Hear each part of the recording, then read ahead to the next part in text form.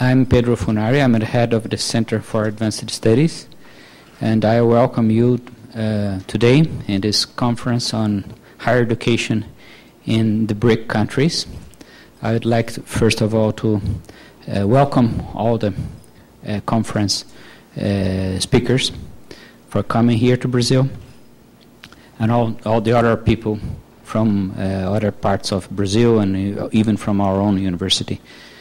I would like to start by saying that our Center for Advanced Studies was established 3 years ago, thanks to the initiative of our president, Professor Fernando Costa, so that we established 4 main research areas: higher education, sport, and then a year later, 2 other groups on China-Brazilian relations, and also on the challenges of the contemporaneous world.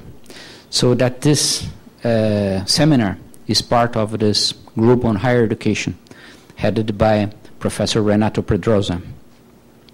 And so that we have been publishing a quarterly publication on higher education in Portuguese, and it's available online and is also published on paper. And we had a series of seminars. So this is part of our effort of our university in developing research and some kind of critical thinking about higher education in general. And this seminar is part of our effort to bring together people from different countries, and particularly from Russia, China, India, and South Africa. So I will be very brief because we have a 2 days of intense work, but I would like only to welcome you here and wish you a good working program. Thank you. I will then pass the word to Professor Elizabeth Babaszewski, who is also a scholar in our, as a fellow in our research group, who will present in more detail the seminar. Thanks. Okay.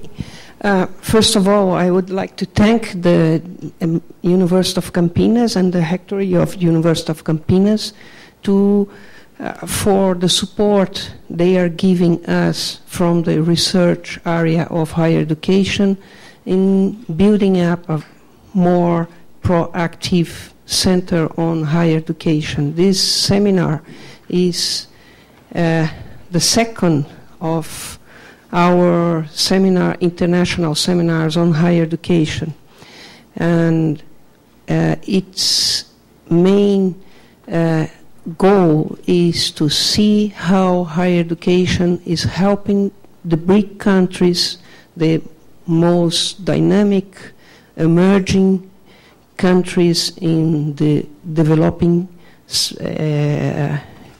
countries, to reach all the possibilities that it's open for these countries. I will be very brief in this presentation because Professor Simon Schwarzman, who is heading this initiative of looking after higher education inside the BRIC countries, will give a presentation of all our objectives with this work.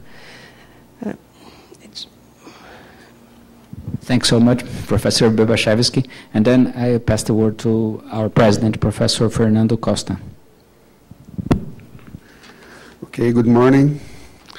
Well, it's my great pleasure to welcome you to University of Campinas. As we all might know already, University of Campinas is one of the 3 public state universities of the state of São Paulo.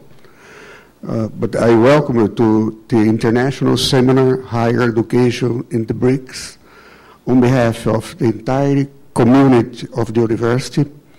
And we are very proud to host this important event here, and delighted to have you here with us today.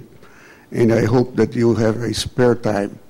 I'm speaking to our visiting guests to look around our beautiful campus here in Campinas.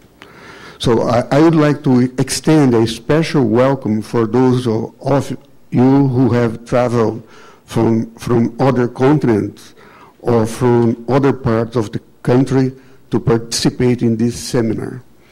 I thank you for coming and wish you have a wonderful time here, as I said, at our campus, main campus. University of Campinas has 2 other campuses.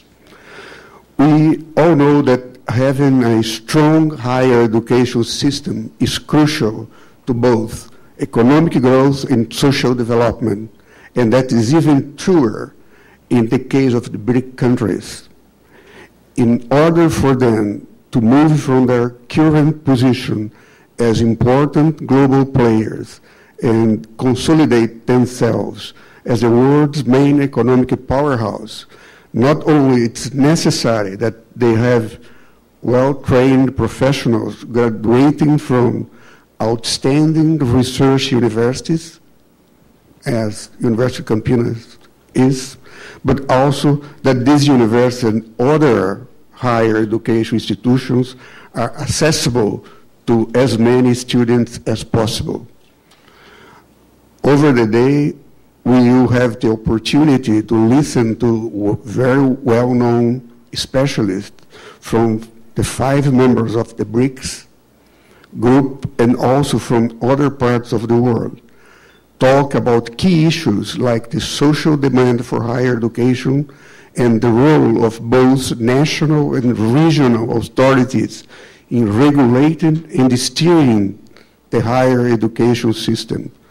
I am sure that we will learn a lot from the experience of the speakers and that the audience will give relevant contributions to the discussion as well. And I have to say that the 3 public universities in the state of São Paulo are going through a very hard, very difficult period of time because we are struggling with the state government about very important issues. So, before I pass the word to Professor Simon and Professor Peter Mason from the University of Oslo, who will deliver the opening conference here on the Change Social Pact of University in the New Knowledge Society, I would like to welcome you again at Unicamp, as we know, University of Campinas, and thank the organizers for this seminar, for having managed to gather so many distinguished scholars in a one-day event.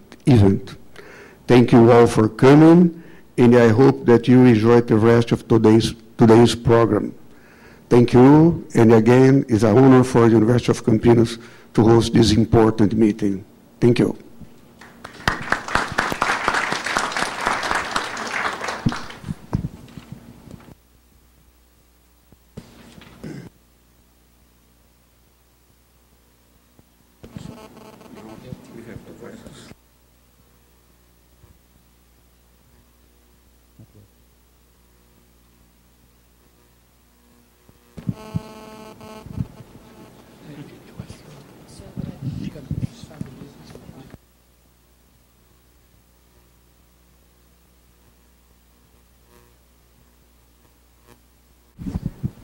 Thank you very much for your attention, and we will continue the conference with Professor Simon Schwartzman. Okay, thank you.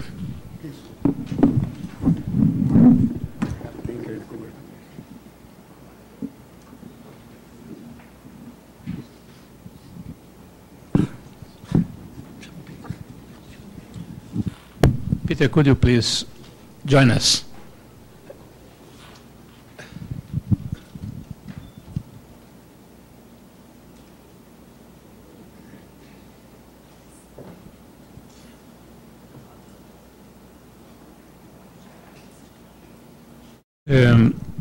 Well, I'll just make a very brief introduction and then give the word to Peter Madsen.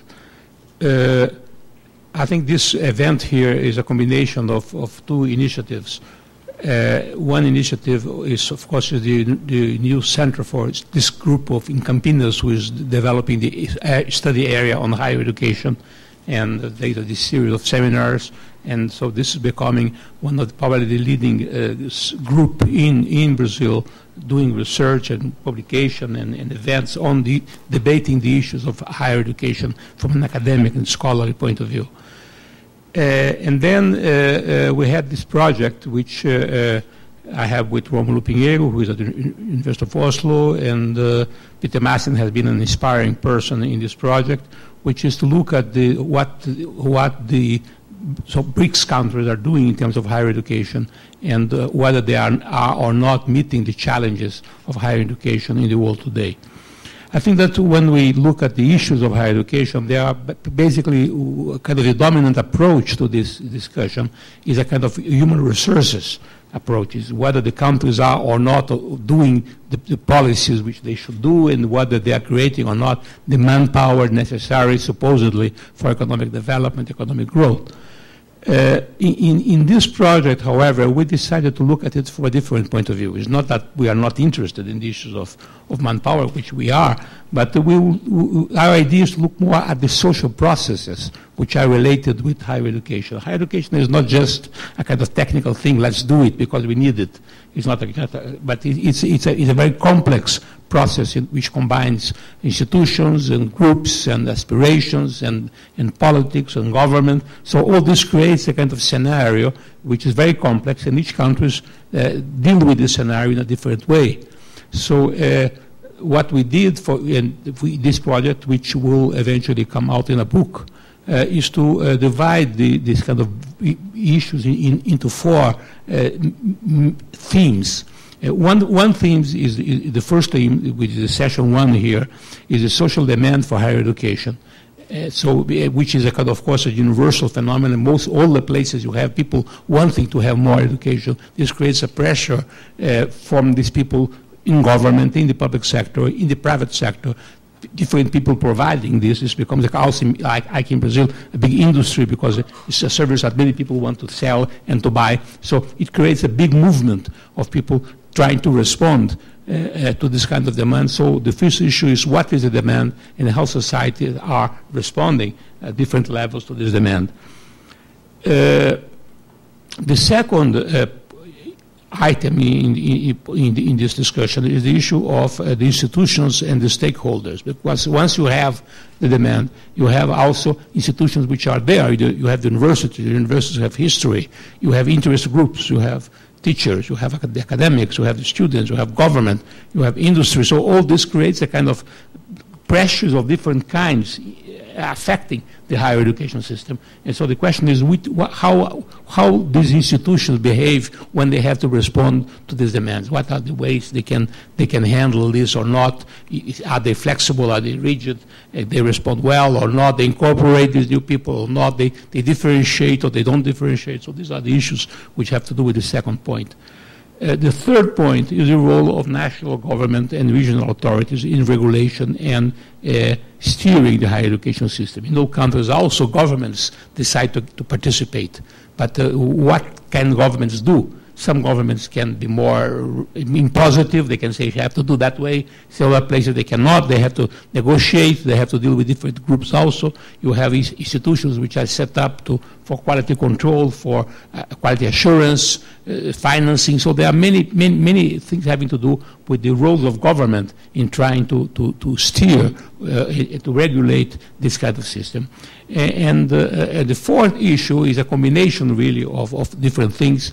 Basically, we are looking at two aspects here which are not the same, but they are related. One is, what is the role of higher education in innovation for society? Do the universities provide enough manpower, competence, research, technology which society can use?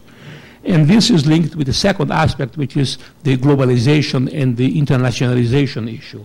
And they are linked because in a competitive international environment, to be relevant, to to the country, you also have to participate in an international network of knowledge, of flow of people and competences, technology, etc., etc. So these two things, which we could treat separately, but with this, because also for the economy of, we didn't want to expand more and more issues, we brought together, is the issue of the so-called third mission, which is expression used to refer to this activity of the university, which is not just teaching or research, but is really linking out to society and to the economy and contributing to innovation, and again it has to do with the internationalization and the whole issues of how competitiveness of the campus, etc. So these are the four issues. For each issue, we invited one person from each of these four countries, of countries which are participating: China, South Africa, Brazil, India, and Russia. But unfortunately, we couldn't get everybody here for this meeting. We brought a significant part of the group, but not everybody. And we will try to, at each session, discuss one of these issues. And this will be, at the same time, an input for the book, which will be forthcoming, with bringing together these papers of those who are here and those who could not come. So this is the general idea of this event and how it will proceed. So I'll give the word to Peter Marson, who has been a person who has working very much on these issues of the links between society and higher education, and will give this introductory presentation. Peter, please.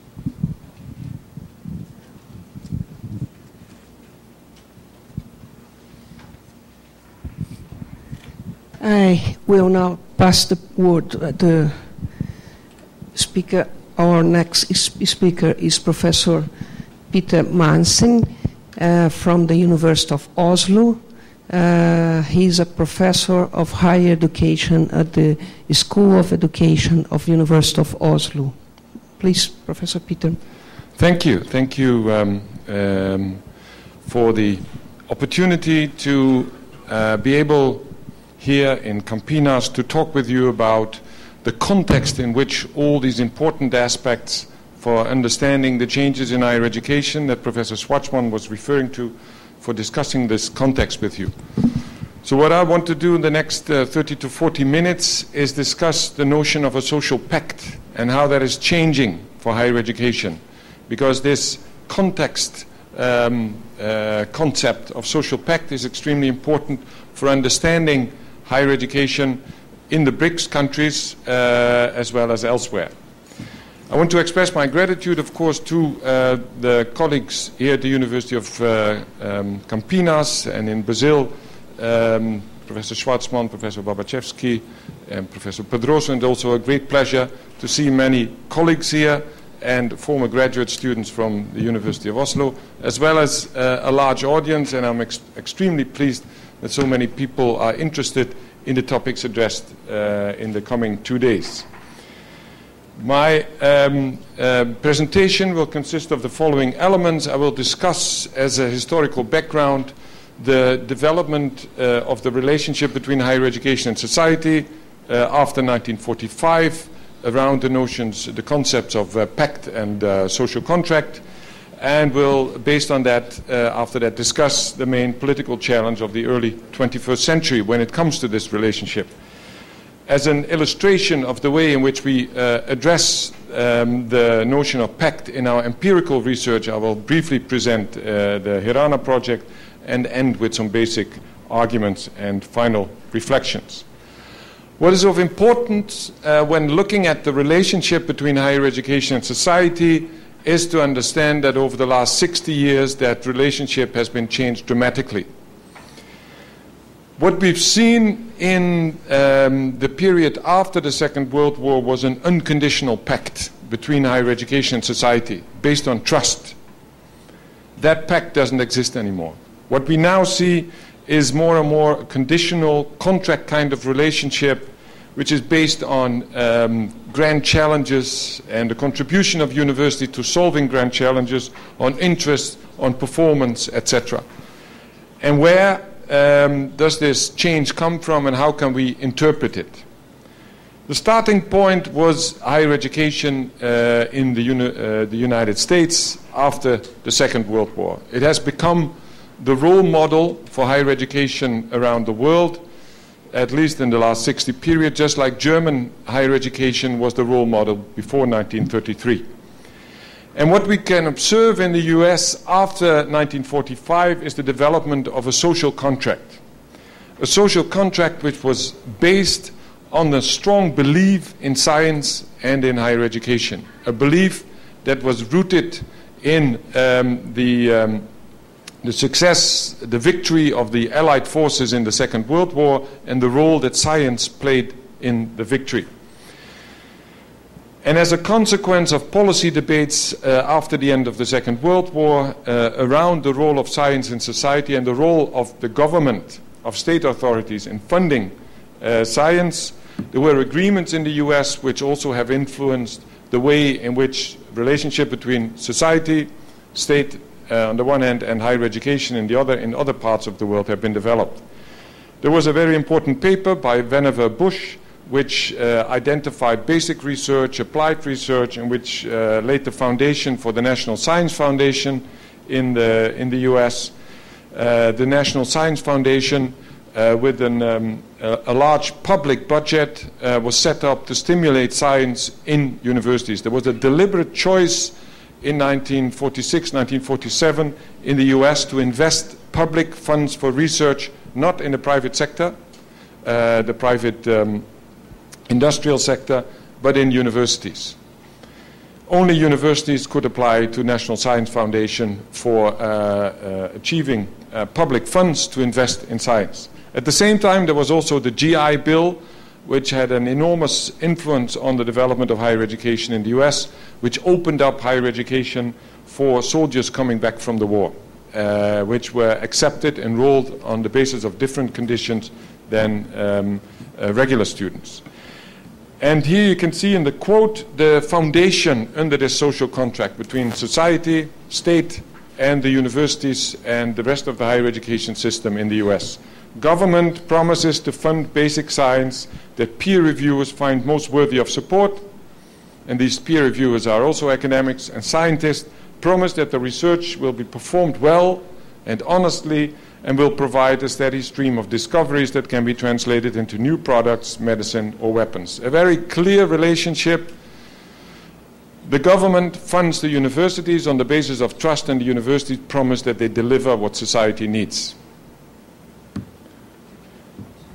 And this social contract developed and was adapted over the years to move from a situation in 1960 where only about 20 research universities were eligible for National Science Foundation funding, where of the public universities, at least 70 to 80% of the budgets was covered by a basic state grant and only 10 to 15% by tuition fees, to a situation where a larger number of research universities had access to National Science Foundation funds, and where an ever smaller and smaller part of the university's budget was coming in the form of a block grant from the state authorities. To the situation now where more than 200 universities have access to the National Science Foundation funds, and where only 10 to 15% of the budget is covered by the state grant, and the rest to a large extent by tuition fee. You can say that in the US, universities have developed from being state-funded to being state-located. And it has gone so far that the University of California system, the most prestigious public university system in the world, has announced that there is a good chance that next year the University of California will not accept any student from California anymore, because the students from California paid the in-state tuition fee, and that is not enough to cover the costs of education.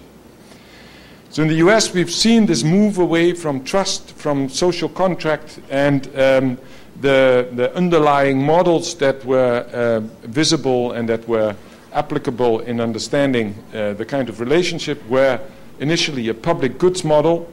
All benefits are public, and therefore there is a legitimacy to invest public funds in higher education, to an exchange relations model where there are benefits on both sides, with public versus institutional and private benefits. This, amongst other things, means in practice that while after 1945 until at least the 1970s, all costs of research projects that were proposed to and accepted by the National Science Foundation were covered by the National Science Foundation.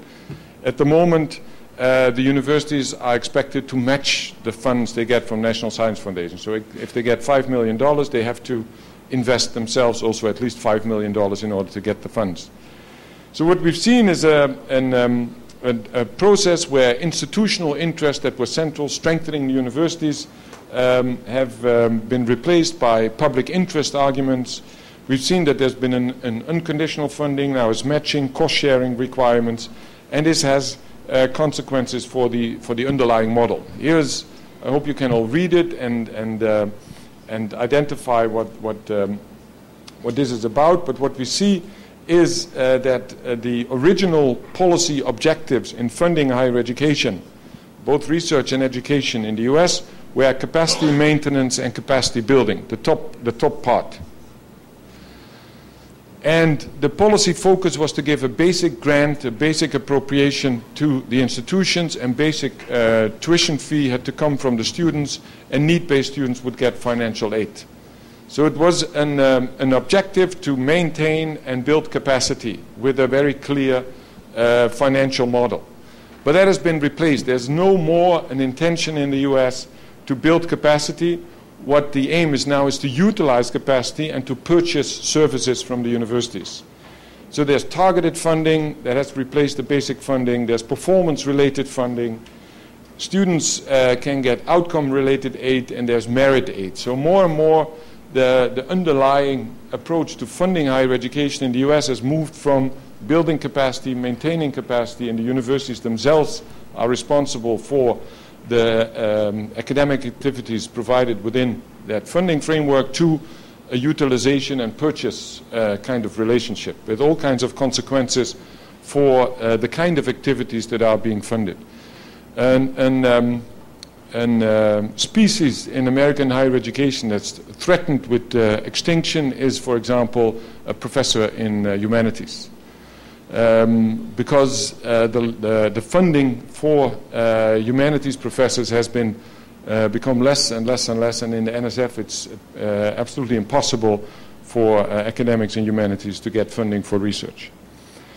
If we go to another part of the world, to Europe, briefly, the build-up of the societies after the Second World War was gradually influenced by the US, but Europe never managed to build the kind of national science foundation and the relationship with a hierarchical and a diversified system that the US had. But we see also a development with a large number of research universities, initially funded by the nation states, by their national governments, to a situation where we have, somewhat like in the US, a federal system, even though the word federal in Europe is a taboo for various reasons. But we've seen the start of European-level involvement in research and in higher education, 1970s, 1990s, and there are now about 2,000 universities and research-oriented polytechnics that have access to funds from research councils nationally as well as at the European level, and still in practically all European countries, 50 to 95% of the institutional budget is covered by a government grant, and only a small proportion by tuition fees. So you see the European development is far less dramatic than in the US. There's still a visible social contract that resembles the social contract in the first decades after the Second World War. But both the European level authorities and the national level authorities look at the US and say, if we don't want to fall behind anymore, even more than we are already now, we don't want to continue lagging behind, we got to move in the same direction as the US. A limited number of universities that have access to research funds and other roles for their institution, but it's extremely difficult to realize in practice. If we look in more detail around the world and what happened since the 1980s, the emergence of globalization, more and more focus on the capacity of higher education to contribute to development, and a trust in that still in the 1980s, before the heydays of globalization. And this quote from Whitrock, a Swedish scientist, expresses it that universities are the most time-honored of all present-day institutions. It's also the most innovative, etc., etc. So this quote expresses the kind of attitude towards the universities that we still could see in government agencies, within the universities, in society at large, in the power of the universities to contribute to the development of our societies. But that, as we all know, has changed dramatically. And it started in the 1990s with the emergence of the knowledge society, the knowledge economy conceptualizations, and a growing acknowledgement of the role of higher education in development, meaning economic growth, job creation, innovation. And in the 1990s, there was also a strong belief in the new economy, which was to replace the old economy, especially based on information and communication technology. And all kinds of scholarly models were developed and were more and more used in policy arenas to develop new policies towards higher education. On the basis of this starting point that higher education was expected to contribute to development as part of a knowledge society operationalization. Mode 1, Mode 2, Pasteur's quadrant, and especially the triple helix. And the overall emphasis in these models was not so much on the university and on other actors or institutions, but on the connections, on the networks. And we've seen that expressed in, if you look at this aspect, what is the political challenge, the main political challenge of the early 21st century? How to stimulate socio-economic development. And what is central in this, in governmental and other actors' attempts to try to stimulate socio-economic development, is that there is an assumption that production, the handling, the application of knowledge is central to the development of society. So the way in which societies handle knowledge, produce, transfer, apply, etc., that's a core process in any society. And the effectiveness of the handling of knowledge determines the global competitiveness of societies, both economically and socially. And as part of this political discourse, the focus on higher education has become larger and larger as a core knowledge institution. If knowledge is becoming a core commodity in our societies, then higher education has to become the core knowledge institution. And that has had consequences. And one of the consequences is a growing interest in higher education, not only from ministries of education, but also from other ministries and other actors, from the private sector, all focusing on higher education as an instrument in economic development, a strong instrumental vision developed. And a lot of political and other actors argued that higher education is important potentially. It is a core knowledge institution, but it needs to be drastically reformed because in its current form, in its current organizational reality, it doesn't contribute as much to economic development and social development as it potentially can. And here's an example of a quote, an analysis of the European Commission about the effectiveness of higher education, coming to the question, can the European universities, as they are now organized now, hope in the future to retain their place in society and in the world? And that kind of thinking that if universities are not drastically reformed, they will become more and more marginal in our societies, you see, as a main rationale behind many reform proposals. And then if we look a bit further in the 2000s, we see, of course, the influence of the economic crisis, the influence of 9/11, the emergence of a new world order. The BRICS countries that are central here have, of course, over the last 10 years become both politically and economically much more important in this new world order. And we are looking for a stability in this new world order. And what we at the same time see is that the models that emerged in the 1990s for national development are still there. So the new realities with a focus on security after 9/11 and a focus on the way in which we have organized our financial infrastructure, that focus has not led necessarily to new national development strategies. And the basic assumption under national development strategies, to a large extent, in the second half of the first decade of this century, still has been traditional institutional borders, borders between institutional spheres like university, higher education, like the state, like the private sector. They are barriers for economic growth. These borders have to be taken away. We have to integrate the state, the universities, the colleges, and business in an effective way. And the state has to take over the role of business, and business have to take over the role of universities, and universities have to take over the role of the state. And what we've seen, and these are terms that you can find in part of the academic literature, but also in policy papers, research, development, innovation models depicting tumbling ivory towers and flourishing economies. And the starting point was this. The original social contract was built around this. We have the universities. It's a traditional linear model, the universities. We have the state. We have academia. They are separate institutional spheres, and all these nodes work independently of each other. And what the triple helix model, for example, suggested was that these institutional spheres are converging. What we found out in the last couple of years is that neither of these models is working.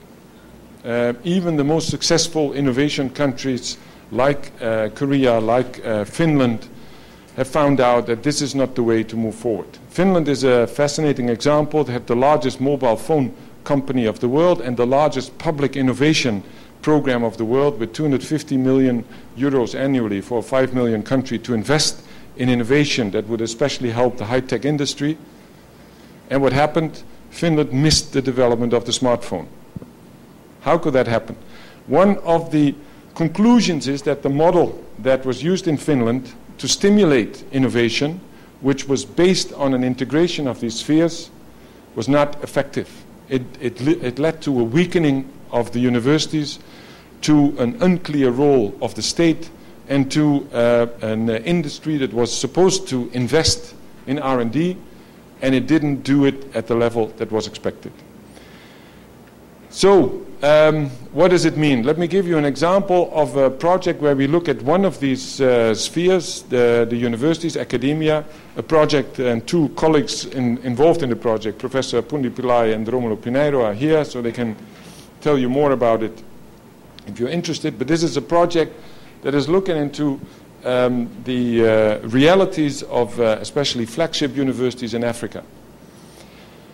And the question there was why, the basic question, why aren't universities in Africa contributing more to economic development than they're doing? What is it that leads to the situation of African universities and their weak relationship to society? And the analytical framework consisted of three elements. First, the pact. What has happened to the pact between higher education and society? The academic core of the university, the nature, the size, the continuity, and the externally funded projects. How are they related to the pact, and how are they contributing to the academic core? Now, here's a definition of a pact that comes from a book that I've edited together with a colleague in Oslo, Johan Olsen, where we describe the pact or a social contract as a fairly long-term cultural, socio-economic, and political understanding and commitment between universities, political authorities, society at large, of the identity or vision of universities, what is expected of them, and what are the rules and the values of the university. So in essence, it's different from a contract. It expresses a commitment, and in essence, it relates to a period of stability in which there is trust in the agreed-upon role of the universities on both sides of the pact.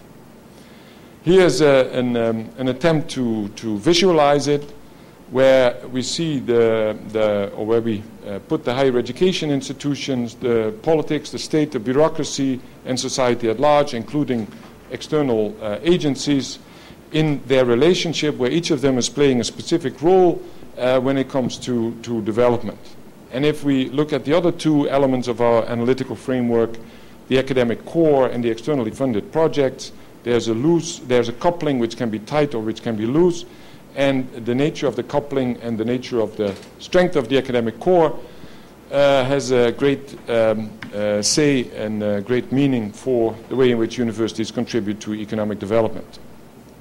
Now, from that project, what we would argue is that the strength of the pact between higher education and society determines the effectiveness of the contribution to the university, to development. And one of the reasons is that the stronger the pact, the more institutionalized the environment for the university, which amongst other things has consequences for the stability of funding, for the stability of enrollment and access, for the stability of the mission of the university. And the weaker the pact, the weaker the institutionalized environment of the university, and the more time both the leadership of the university, the academics, and the students have to spend on identifying the nature of the environment when it comes to funding, either of students or of staff or of activities, etc. And the academic core of the university forms the foundation for the nature of the contribution of higher education to development. And externally funded projects, whether it's from research councils or from donor agencies, form a central link there between higher education and development. They can be expected to be the development drivers, but should also strengthen the academic core of the higher education institutions. And a key finding of the ERANA project in the African context is there's a weak pact in new knowledge economy discourse, but it's not yet reflected in policies, nor in an up-prioritization of resources and incentives. There's an academic core which is very efficient in producing undergraduates, but very inefficient in producing doctorates and research output. The total research output of universities in English language sub-Saharan Africa, with the exclusion of South Africa, is lower than the research output, for example, of my university, the University of Oslo. There are perverse incentive structures that promote triple teaching and consultancy over research and supervision, and many academics are involved in development-related projects. Many of these projects do not strengthen the core, nor do they contribute to development. So this is a very specific kind of situation related to Africa, but they reflect on the role of pact core and externally funded projects and how they contribute or not contribute to the university's role in development. And the basic arguments that we would say is that the importance of knowledge and higher education for sustainable development are global. There's no country that can escape this reality. There's no way forward when it comes to sustainable development without an effective higher education system. But the nature of the higher education system is, of course, contextual, and there are regional differences. What is universal is that a flagship university, a core research-intensive university, or a set of research-intensive universities, is a key knowledge institution for knowledge generation capacity that underlies sustainable development. And there are fascinating attempts to identify a direct relationship between knowledge and development.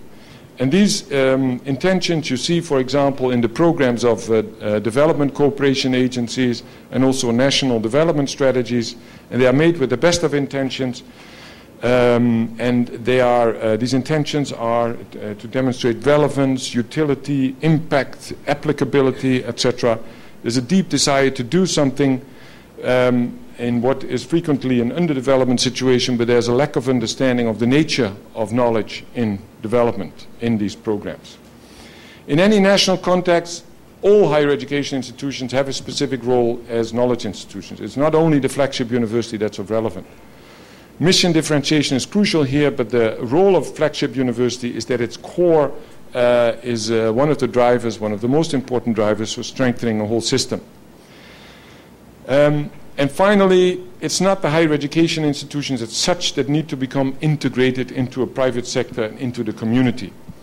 It's the nature of the connection between higher education and society that needs to be reinterpreted and studied, but this relationship cannot be expected to function, cannot be expected to be effective if the nodes themselves, including the higher education institutions, are strong.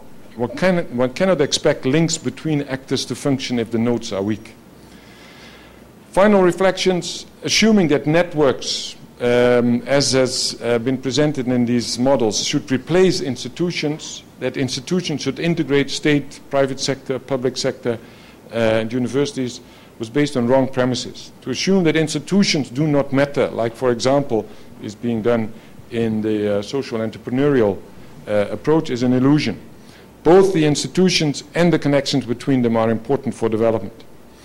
Assuming that innovation in the private sector that leads to new jobs is first and foremost research and development driven is incorrect.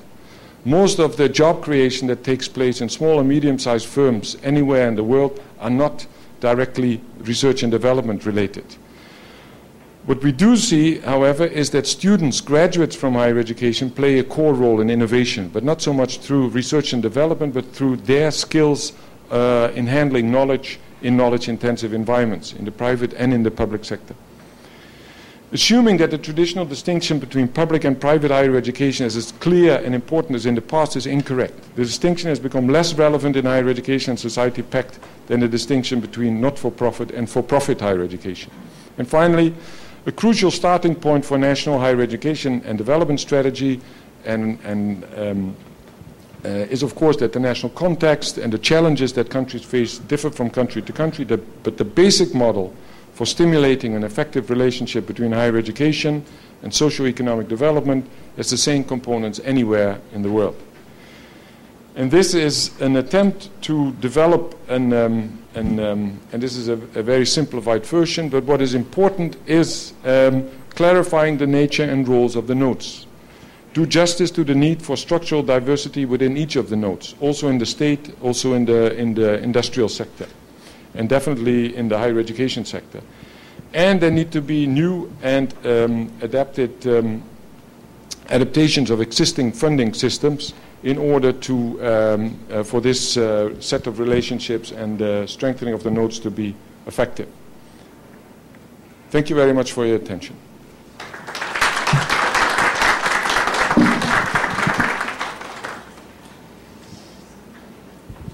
So we now pass to, we are going to have a small break for coffee, because coffee has already arrived to us.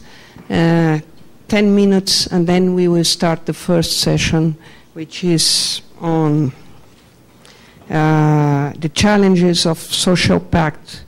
The social demands for higher education and the public and private response to it. Okay? So 10 minutes, and then we will start again.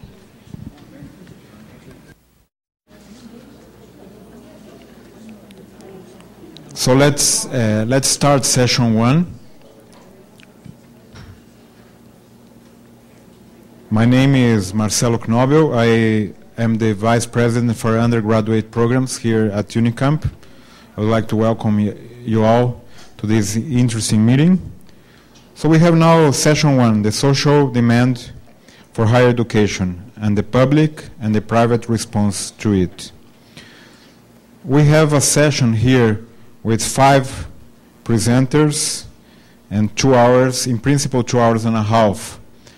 And in order to allow the discussions, I will try to be a little bit strict with time. My main idea would be to give about 20-25 minutes to each presenter so that we can have several discussions at the end, if you agree. Okay? So I will try to tell the presenters when 5 minutes are gone, and then when the time is up. I would like to call the first speaker is Clarissa Baeta Neves. She is Associate Professor at the Department of Sociology at the Federal University of Rio Grande do Sul in Brazil, where she is the head of the University Study Group. She is an Associate Professor Researcher from Brazilian National Council for Science and Technology. She is also a member of the National Committee of Evaluation at Graduate Students in Sociology of the Brazilian Federal Agency for Support of Graduate Education. She has been working as a consultant in the assessment of research proposals to CNPq and CAPES, the Brazilian agencies. She has a large experience in research networks. She took part in an international research group on Mercosur universities in the study about comparative studies of higher education in Brazil and Latin American countries in 2002. And she's cross-national, and in the cross-national studies of masters and doctors, education and occupation, that ended in 2000. Her academic life has been dedicated to the study of higher education, especially in the areas of graduate studies, community universities, public policies, access and equity in higher.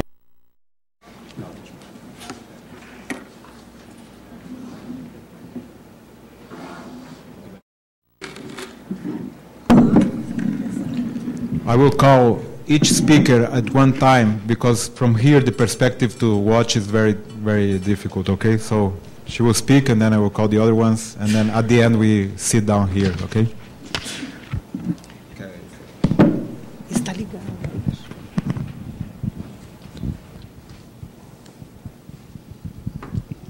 Também aqui. Well, good morning, everybody. It's a pleasure to be here. Thank you for inviting me for this session. I will speak about the social demand for higher education and the public and private response. I will try it. In this session, I analyze the demand of higher education in Brazil. There were explicitly two orders of pressure on the system of higher education: the social pressure of those who aspire to it and their families, and the pressure derived from change in the production structure and work market. This pressure do not result necessarily in coordinated and compatible responses from the system of higher education. There are discrepancies among the perception and expectation of society and the perception and expectation of the economic sectors regarding what is expected from higher education. It has been easier to obtain a response that appears to meet the more conservative demands of society than the initiatives that imply transformations in the structure and organization of higher education towards the change in the production structure and the job market. The purpose is to present the profile of the demand for higher education in Brazil and how the higher education system have responded to the challenge of expansion. I shall also briefly discuss the market demand for qualified people. Given the short time available, I shall discuss three aspects. A characteristic of the transformation of higher education on a worldwide scale is the tendency toward a significant increase in the percentage of youths who request and really achieve access to higher education. In some countries, net enrollment rates are noted, which begin to approach universal access for youths of the appropriate age range. Brazil presents a very different situation. Despite the growth that has occurred in the last 15 years, the net rate of enrollment is persistently low. A very high percentage of youths do not even reach the status of candidates to a place in higher education. In 2011, for the 18 to 24 years old cohort, 71% of that age group was not enrolled in any level of education, and their mean level of schooling is around 8.3, 8.5 years. Among those in that age group who are enrolled, 50% are registered in higher education. 12% are still, 2% are still lagging behind at the primary level, and 11% are in secondary school. In fact, the net rate of enrollment in higher education, or 30% out of the gross rate of registration, is one of the lowest in Latin America. With these rates, it is clear that the system of higher education continues to be highly excluding in social terms. Next, I shall characterize the profile of the potential demand and the qualified demand for higher education. However, before this, it is necessary to call attention to one of the serious problems involving access concerning the population that does not demand higher education. A large number of youths are not competing for places in higher education because they were held back at school. Among the youths aged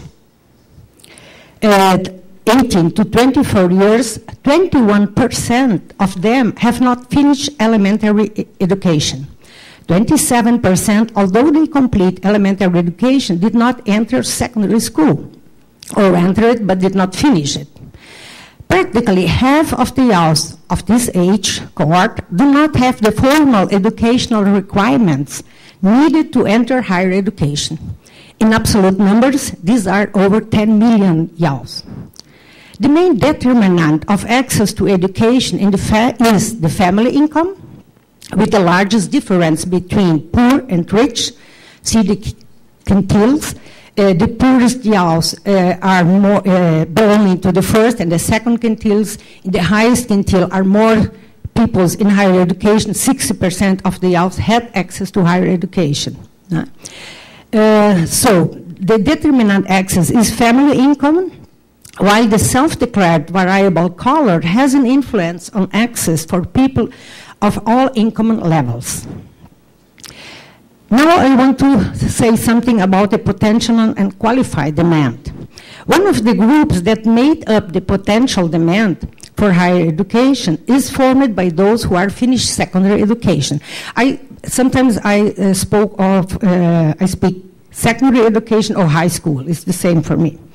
One relevant fact is the concentration of primary school enrollment on 87% and secondary level 88% in the public sector.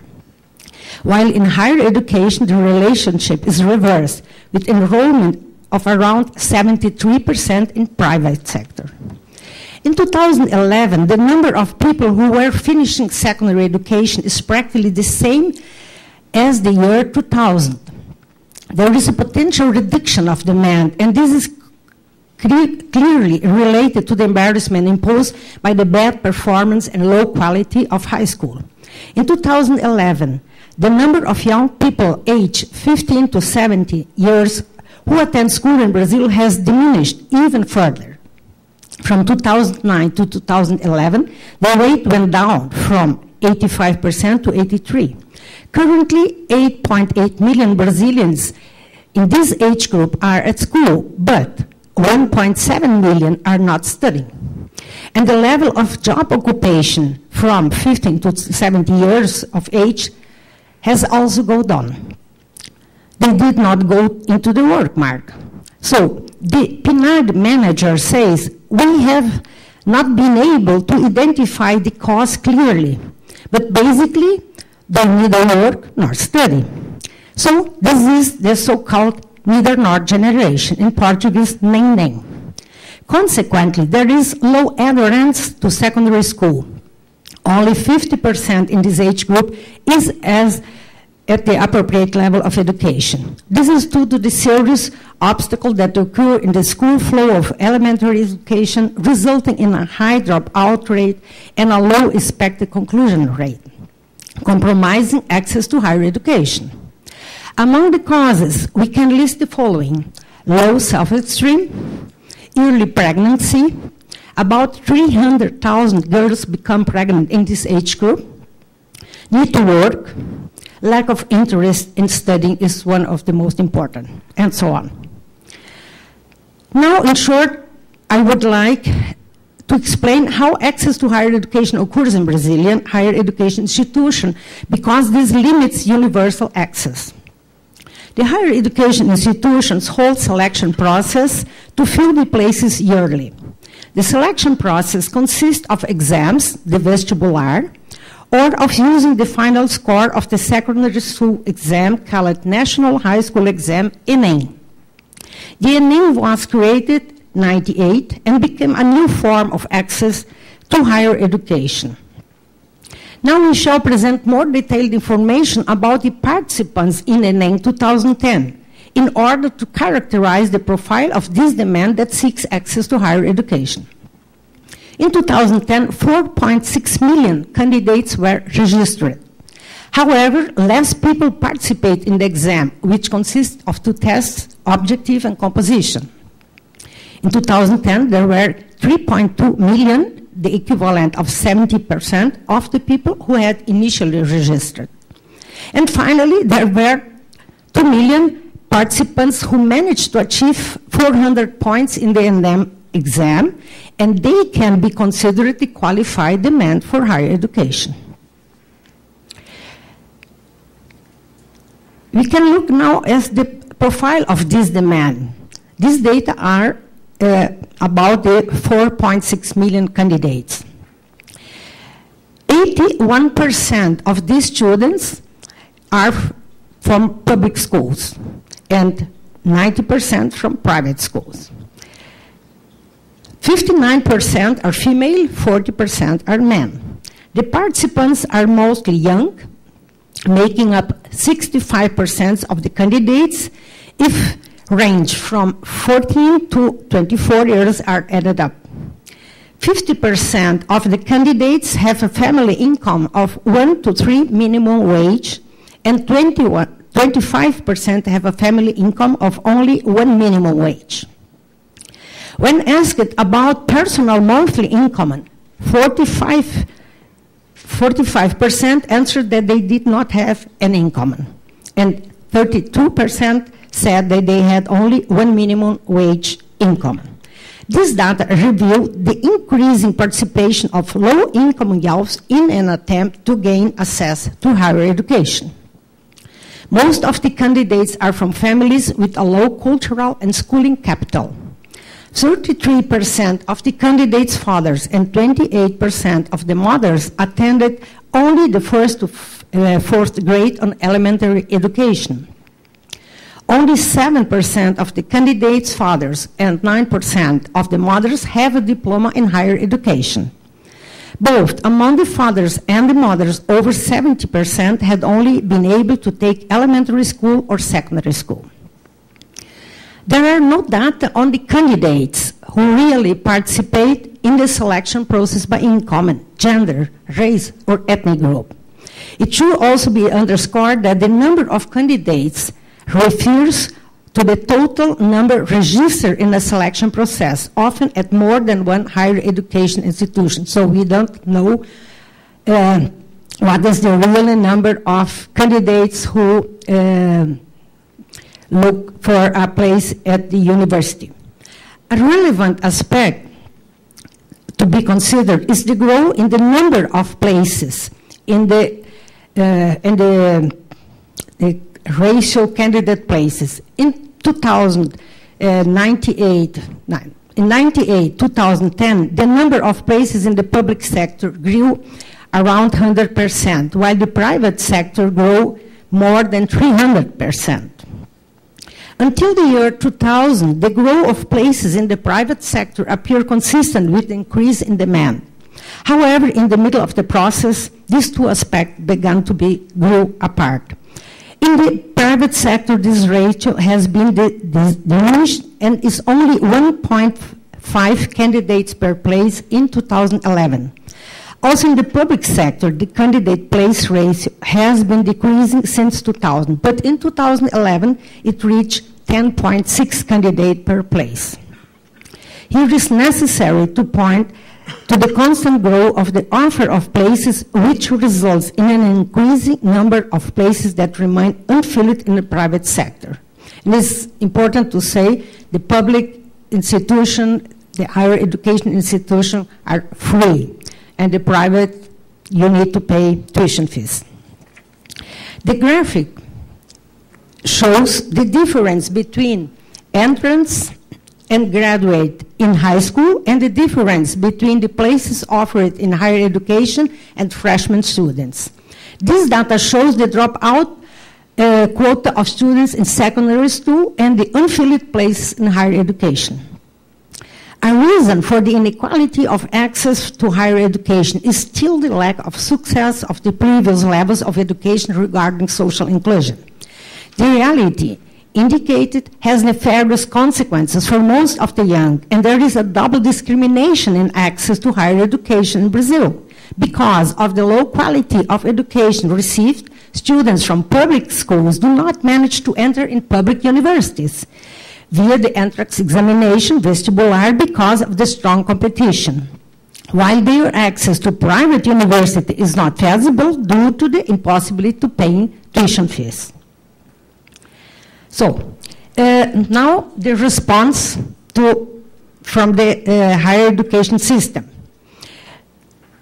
In order to analyze the response of the system of higher education to the demand, it is necessary to understand the structure public-private of our system of higher education and how it works. Brazil has experienced two waves of enrollment expansion. The first period of significant growth occurred mid-60s to the beginning of the 80s. The government responded to the demand for more places by authorizing the multiplication of private institutions. These institutions depend on the monthly tuition fees. Since the demand presented at that time a reasonable purchasing power, it accepts, this is my argument, it accepts the option of access to higher education offered by private sector. This policy allowed a containment of public investment, avoid massification of undergraduate education at the public establishment, and reduce political tension. The second wave started in the mid-90s. Factors responsible for this second wave included the increased level of schooling among the population, the growth of enrollment in secondary school, and economic stabilization, real plan. This expansion period were marked, however, again by the expansion of private sector in higher education, which thus becomes the defining pattern of expansion. A major difference at this point at time was the growing demand for access in higher education by members of lower income class with less purchasing power. So Brazil consolidated its system of higher education with two well-defined distinct systems, one public, with federal, state, municipal institution, generally high quality, with research activities, with graduate programs, and the best universities, some of them world-class university like the University of São Paulo, USP, and like Campinas, Unicamp. But the other institutions are private with very different quality, the most of low quality.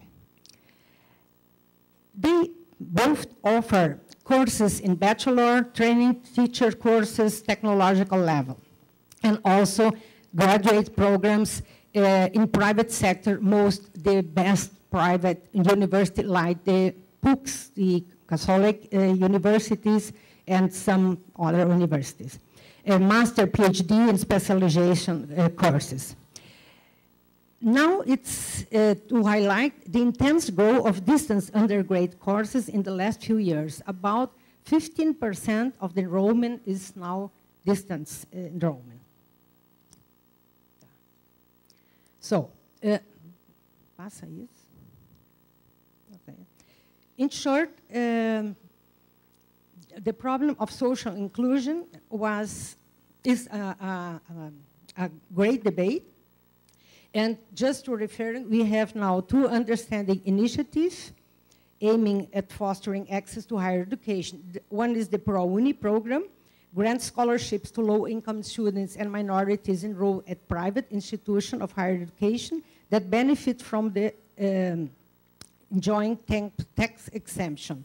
And the second initiative is the policy of quotas or reserved places for students from public schools and or by racial ethnic criteria for Black, Pardos, indigenous people. This data shows that there is, shows that there is an increase of, or a change in the social body, student bodies. And this line type shows that in 2001 and 2005, we can see that we have increased participation of students coming from lower social quintiles in higher education, both in public and private sector. In 2001, started the quotas program. In 2005, the ProUni program. Even with this expansion, access to higher education is still very concentrated in the hands of the high and medium incomes and white students, undermining the democratization process. So in the final minutes, let me talk a little about the market demand for qualified people and the characteristics of the offer of courses.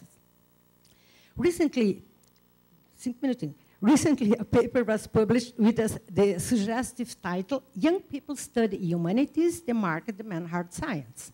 This title is a good summary of how relation between social demand, market demand, and the economy have developed lately and the responses of higher education.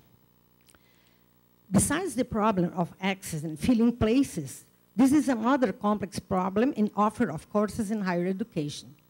It should be underscored that in Brazil, the professions are regulated by the Professional Council. In the case of medicine and law, it's necessary to take the exam of the professional order.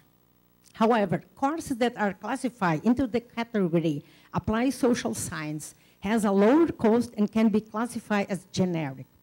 With a diploma in this field, one can work at different jobs, such as management, human resources. The table shows the growth and concentration of enrollment in this field.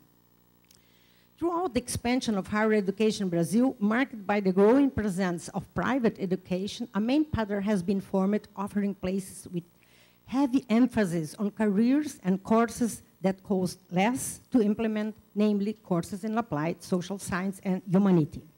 The lack of elementary and secondary schooling of the youth finally consolidate this trend. The demand accommodated to the offer and supported it. These data show a specific Brazilian aspect compared to other emerging countries. There is a very low percentage of enrollment in the technological and engineering careers, despite the market growth of enrollments between 2000 and 2010.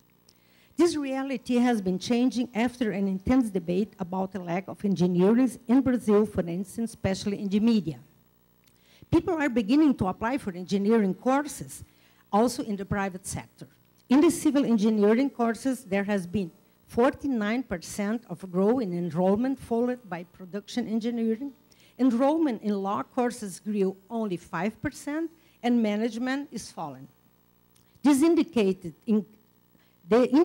increase of the number of candidates and places for engineering careers shows this reaction both by society and by the system of higher education to the work market demand. In this sense, there is concern at finding discrepancies between what students have learned in secondary school and what is actually expected of them at the higher educational level. There is a long way to go with huge challenges. In a service society like Brazil, it should be mentioned that the preferential career course, such as law management, appears as a polyvalent resource favoring the perception that they can open many doors in the work market. Actually, studies show that for a long time, although engineering studies in Brazil grew rather slowly, their graduate filled workplace in the service sector rather than in the manufacturing industry and companies with infrastructural projects. In Brazil, the professions are regulated, but there is a wide field in the public sector and even in the private sector that can be implemented by any professional with a diploma in higher education. A study of IPEA showed that 6 of every 10 engineers are not working in engineering. For example, 36% of the trainees of the Itaú Bank in 2011 had studied engineering. The fact is that the new wave of change in the production structure and economic growth has led to a demand for more technical professional profiles with a more solid education in science and mathematics. This demand for professionals with a more technical and technological qualification has been pointed out in many articles and newspaper reports.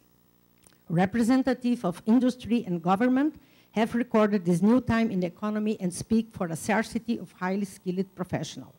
But some studies, however, have identified more severe and widespread shortage of labor force at the base of the pyramid and less in areas such as engineering, a focus of the debate. The problem emerged more on the technical level occupation. In high-level careers, outbreaks of scarcity appear to be restricted to specific qualification. Well, I need to finish. Let me go to the challenges. Based on what has been presented, it can be concluded that the demand for higher education in Brazil has grown, but much less than the country's potential. The lack of quality of elementary and secondary school education and the low rate of enrollments and completion of secondary school seriously compromise the growth of higher education. It is clear that people from a lower socioeconomic level are beginning to seek higher education and that they have difficulty accessing it despite affirmative policies and official programs to support social inclusion. The response of higher education still reproduce the basic pattern of offering places in low-cost careers with polyvalent characteristics on the work market. Higher education is not great, diversified, and is not efficient. Social transformation and economic development are pressuring higher education, creating specific demands which reveals deficiencies and maladjustment in the response offered. The following are great and urgent challenges that cannot be put off for later. Overcoming the deficits of elementary and secondary education, both in terms of quality and increasing the number of people who enter, besides increased efficient and more effective models must be defined for public and private funding of higher education, able to ensure effective broad social inclusion. Thank you.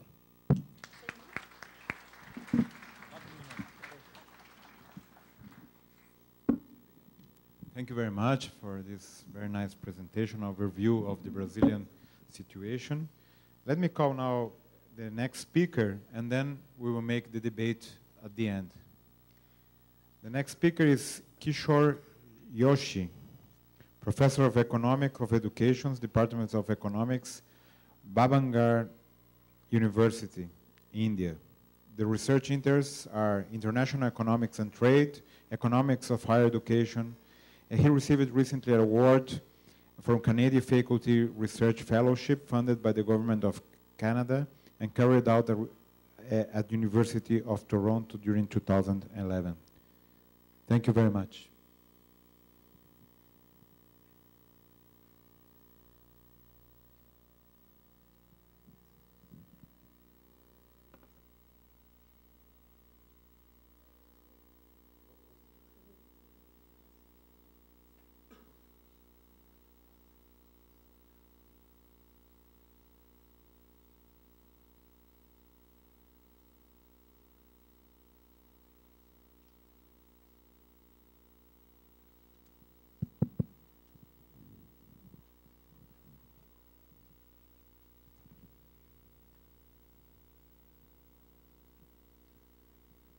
Good morning, dear friends. I'll start the presentation with a little bit introduction about the Indian higher education system, because I know that most of the people sitting in the audience may not be acquainted with the Indian higher education system, what it is. So I'll take a couple of minutes to get you acquainted with what Indian higher education system is, and then I'll switch over to the social demand issues. I'll be a bit fast. I have more to be presented, and the time span is less. So we are complex, when I say India is complex, because we have almost 1.2 billion people, and the India is divided into 29 provinces.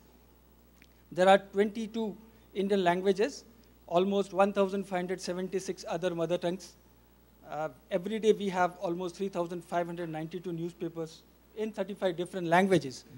And the radio broadcast is in 146 languages. I am giving you this data deliberately, so that you try to comprehend the Indian higher education system in context of this population. Fine. And education is a concurrent responsibility of provincial government as well as the federal government.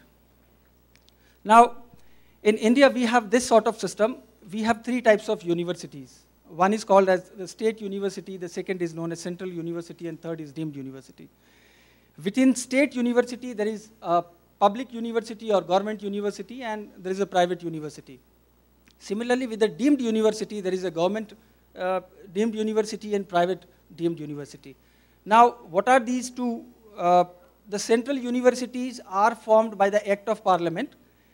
The state universities, which is also known as provincial universities, they are formed by the state legislation or provincial legislation, and the deemed universities, they are formed with the gazette notifications of the central government. In India, the universities are unitary type, either with single campus or multiple campuses, or of affiliating type, There are many universities which have more than 500 colleges affiliated to it. So that's a typical South Asian affiliating system that we have in India. Now, this is the map of India, and these are the different states that I have shown. In each state, I have also shown the number of universities and number of colleges. Fine. You can see that some of the states like Andhra Pradesh in the southern part, Tamil Nadu and Karnataka, they have more number of universities compared to many of the states in the northern part. Now, this is a huge figure that comes out that in India currently we have 16.9 million students enrolled in higher education. There are 0.8 million teachers working in higher education in India. Fine. And roughly, this is 564 plus the additional institutes of national importance. So there are around 630 universities and around 33,000 colleges in India. Fine, you can see that that's a huge number that we have, Now, when you look at the distribution of these institutions, 7% are central universities or federal universities. 47% are the state universities, that includes even the state private universities. We have deemed university and institutes of national importance, that's around 10%. This is the growth of higher education which is being given by the state-wise. We'll skip this, state-wise number of colleges. Now, you can look at the growth of higher education institutions in India over the period of time, and probably from 2001 to 2010-11, this has been a huge growth during last 10 years. Number of universities have climbed up to 634, and the number of colleges have gone up to 33,023. Probably that reflects a high demand that is coming up. When you talk about the region-wise, then in southern part of India, 32% of the institutions are there. In northern part, it is 31, but when you look in terms of the population, the northern part has a huge population compared to the southern. Despite that, there is a huge growth in number of private institutions in southern part of India. Students' enrollment also, it's similar to the growth of the private institutions and overall institutions from 2001 to 2010 and 11 probably. This gives a reflection of the girls' enrollment and boys' enrollment in India. The growth of teaching staff is also given for the last almost 60 years, reflecting an increase in the demand. When you look at the faculty-wise enrollment of students, now what is interesting here, in 2005 probably you could look that 46% of the students were enrolled in social sciences and arts. When you look at for the same faculty in 2011, it has declined to 36%. Similarly, even for the pure science, when you look at that, for science also it has declined. But for commerce, engineering, this has increased. So it means that there is an increase in enrollment in the professional programs during last 5-6 years. Fine. And there is a decline in enrollment in the traditional programs like economics, sociology, humanities, and fine arts, and etc. Now, this is a worrisome picture, especially when we look in terms of the science research that is declining drastically in India. When you look at the expenditure on higher education in India, it's been constant around 1, that includes even the technical courses. Probably for 2009 and 10, it's been 1.25% of the GDP.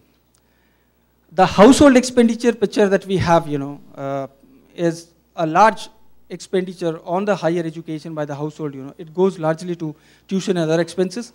Books is 14%, transportation is 12%. So probably this also we could know the nature of the demand that is generated. Now, when you look at the gross enrollment in India, it's 15% at present. And the predictions that have been given by the Planning Commission and Ministry of Human Resource Development that we wish to achieve around 30%. But there is a large-scale disparity even till date. We have, despite a huge enrollment of almost 17 million students, when you look at the gross enrollment ratio in India, it's hardly 15%. So probably you can see that there is a big number coming in higher education, but when you look at the cohort, then it's too small compared to rest of the even developing countries. Now, factors that have influenced other than the normal one, I'll be talking on urbanization, social status, equity, and quality. There has been a different urbanization trend. It has been almost constant, probably you can see. But when you try to look at the private higher education that has come in India, there is urban agglomeration. That's very clear. Very few, less than 5% have preferred to move in rural areas. So now that's not appreciable. You can look at the levels of urbanization in India, probably. The western part, Maharashtra and Gujarat, is highly urbanized. The southern part is urbanized. And these are the places where one would expect large number of private institutions. But unfortunately, in Gujarat, it has been not so high. But in Maharashtra and in the two, Tamil Nadu and not Kerala. Even Kerala is an exception to that, despite urbanization. Now, this reflects an unemployment rate that is roughly, when you talk about in India, it's roughly around 3.2%. Interesting thing is that when you try to look at some of the states, where like Tamil Nadu, Karnataka, Maharashtra, where the gross enrollment ratio in higher education is very high compared to many of the states, in those countries the unemployment rate is also high. Fine. There is something contrast that we are getting. Unemployment in India is rising with the rise in the education ladder. Overall unemployment in higher education is around 10%. Graduate unemployment is 9.6%, and when you go for the post-graduation, it goes around 10%. And unemployment level is higher in states with higher gross enrollment ratio. There is something very different that we have in India. Now, because of the social demand, the emergence of private institutions that came in almost in 1990s, it started in 1980s with the increase in the basic education system and in the quality of basic education system that was being imparted in India. On the other side, there was also structural reforms, because of which we went for reforms in the higher education system, and we opened the higher education system to the private players. It was not open to the market players until 1990s, and it was after 1990s we opened up the higher education sector. Most of these private institutions, they are varied. Some of them are run by minorities institutions, others are run by corporate sector. But majority of them are not related to corporate. They say that we are not for profit, but effectively, in practice, they generate a huge profit, as it is happening in many of the countries in Asia. Large number of self-financed institutions, and even a new thing that has come, that's also a sort of privatization of public universities, that public institutions are offering the same program on self-finance basis. That's a different thing that is happening in India, because in one program, a student is enrolled on a regular basis, and in the same program, another student pays a very high fees. Fine. Now you can see the institutions in enrollment. This is the data for the 2006 that came out. In 2001, I'm talking about unaided private higher education institutions as total of the total institutions. That is, in 2001, we had almost 43% of the institutions were private unaided, not getting a single penny grant from the government. That has increased to 63%. And when you talk in terms of the enrollment, in 2001 it's 33%, and in 2006 it's 52%. There is no official data as of the date of 2011, but unofficially it is stated, that this figure of the number of institutions is somewhere around 70, 75. Fine. Now what has happened? This is the data for the 2010. Probably you can look that majority of the professional programs are with the private sector. Whether it's engineering, in engineering 90% of the programs, institutions are with the private sector. It's just in the medicine where you have 50-50% share, private as well as public institutions. But in rest of the program, what you say is the share of the private sector in the professional programs has increased drastically. Fine. This also reflects that private institutions are interested in running only professional programs. They are not interested in running the traditional programs. Fine. the growth of the state-private universities. Probably you could look at this. It has been during the last 5-6 years, the state-private universities have increased drastically. Fine. Public and private deemed universities, probably if you look at this, even the deemed universities, probably you can see the share of the deemed universities is 56%, and the share of the public deemed universities is 44%. So you can see that state-private universities are increasing very fast. There has been exponential growth, and same is in the case of the private deemed universities also. Now, distance education has been an important trade, especially helping those who wish to get more education and at a very cheaper price. So you can see that of the total enrollment, in 2009 and 10, almost 26% were enrolled in distance education programs. Fine. And the number of institutions offering distance education is 176. This includes colleges and universities both. Now, with reference to the social demand, I'll talk about the quality issues. That 48% of the universities and 69% of the colleges have infrastructure deficiencies. This is with reference to those institutions that have been accredited by the NAC agency. There are poor academic standards. Fine. As of March 2011, only 161 universities and 4,371 colleges had been accredited. So when you talk about the quality accreditation, in India, less than 30% of the institutions have been accredited till date, probably. And those institutions that have been accredited, majority of the institutions have gone for the institutional accreditation, not for the program accreditation. In terms of access and equity, we are highly stratified on the basis of rural, urban, economic lines, social groupings, fine, and even on gender basis. The gross enrollment ratio for the scheduled tribes, which you may call as indigenous people, that's found to be just 13.1% for males and 7.5% for females. So a big segment of population does not have effective access to participation in higher education in India. Fine. When you talk about some of the states, some of the backward provinces like Jharkhand, it's much less. The other deprived population, which is known as the scheduled caste, even their access is low, and it's been around, for females, it's around 9%. There is a high dropout among these disadvantaged group within the India, although their access has increased during last 10-15 years because of the affirmative actions that government has taken. But access to higher education is constrained by poverty, lack of resources, high opportunity cost of attending this university education, inadequate infrastructure, and low emphasis on education within this group. Fine. Probably you can look at gender parity index in higher education in India. It's 0.74. Fine.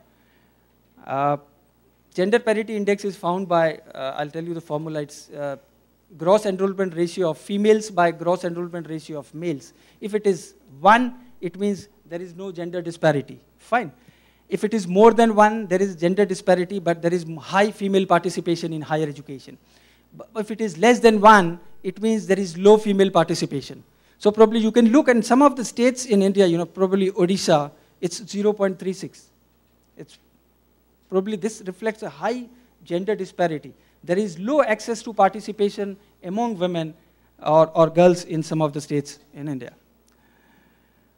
When you look at the region-wise gross enrollment ratio, probably you can look in north, south. South has been doing exceptionally well. As I said, that it has very good enrollment ratio. East is, some of the states in East are doing good. Central is around 17%.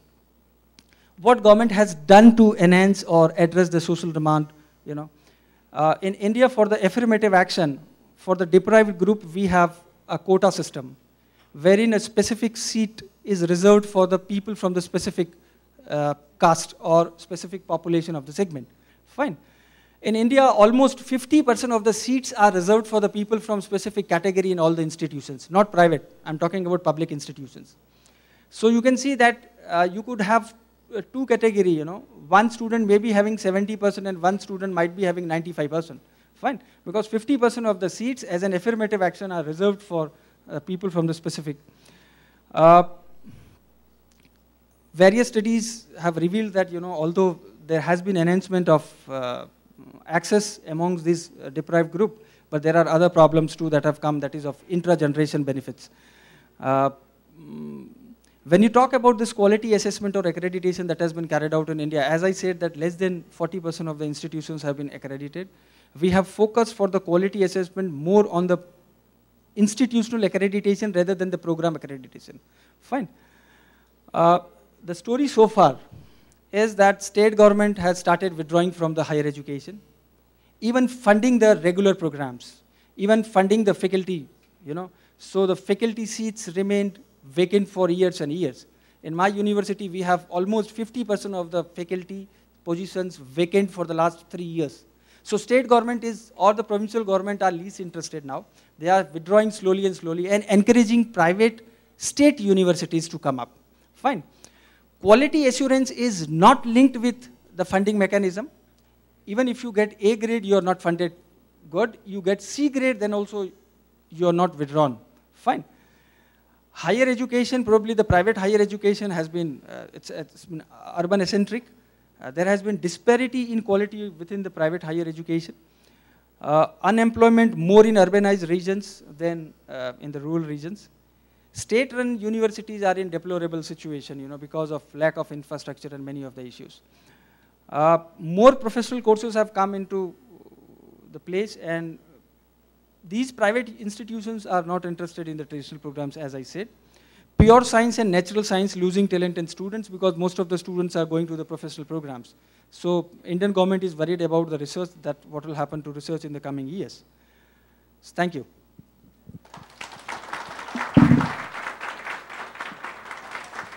Thank you very much for this very nice presentation and overview of India's situation. Let me call now Yushu Kai. He's a university lecturer and adjunct professor at the Higher Education Group, School of Management, University of Tampere, Finland. He's also the research coordinator of the Chinese Education Research and Exchange Center, University of Tampere. His main research areas are higher education policy and management, institutional theory, internationalization of higher education, employability of international graduates and education export, and transformation of higher education in innovation systems. The last publication is Diversity and Similarity in Non-Governmental Higher Education in China, in Chinese. Thank you.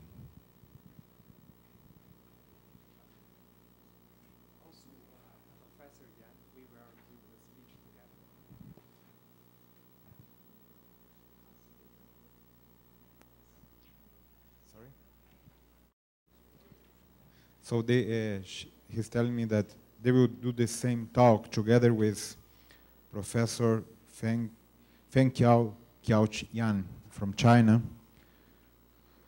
Professor Yan is from September 2006 to now. He's working in Graduate School of Education, Peking University, Deputy Director of the Institute of Economics and Education, Peking University, and Associate Dean, Graduate School of Education. The main projects he works on is study of organizational characteristics of private colleges and universities under the context of Chinese economic transformation, key program of Ministry of Education under the National Educational Science Plan, research on private education of the Ministry of Education. Thank you very much for the presentation.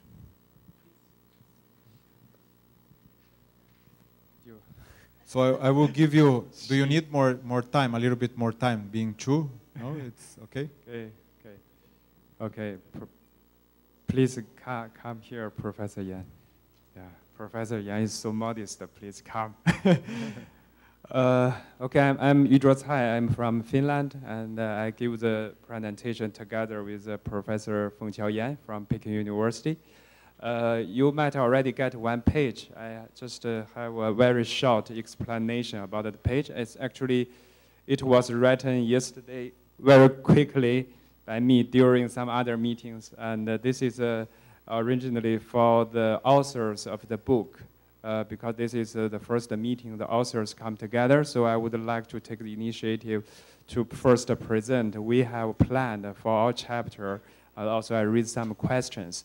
But also, it's also useful for other participants because we have a small summary about our basic conclusions. Okay, I just start. So this, because this is also a contribution for the book, so this is the research questions we are dealing with in the chapter. So we talk about what are the major demands arising from the social and economic transformation in China, and also discuss how these changes have impacts on higher education in recent decades. Secondly, we talk about how higher education institutions or higher education responded to the demands. I think I got lost. Yes, it's here. So before we go to the concrete discussion, this is a list of some landmarks of the Chinese higher education reform. If you are not familiar with the higher education system, so these years can be quite important for you to understand some major higher education reforms. It's very complicated to introduce the whole reforms in Chinese higher education, but shortly, this is the year where the China start economic reforms and open door policy. Since then, the Chinese education sector started to change. And in 1985, the first National Education Conference, can you hear with this clearly? Okay, good. In 1985, the first National Education Conference was held. This was a very important conference in China, and since in the conference, there is a decision on reforms, decisions on reforming the education system. Even though the reform launched in 1985, more profound reforms only implemented since 1993, when the outline for education reform and development was launched. Basically, the reform has two objectives. First one is to introduce market forces to liberate education, create impetus for change, and encourage competition. And secondly, is to use legislations to regulate all these changes.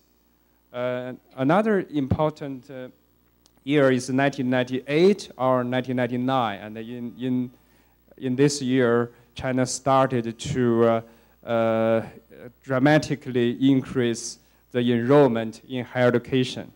And now we come to 2010. Recently, 2 years ago, China had issued the outline for medium and long-term education reform and development. So it's set the objectives for higher education reforms until 2020. Here are some figures, so you can understand that basically about the scale of Chinese higher education and what are the characters, in average for each institution. For example, the average student numbers per school and also the expenditures per student.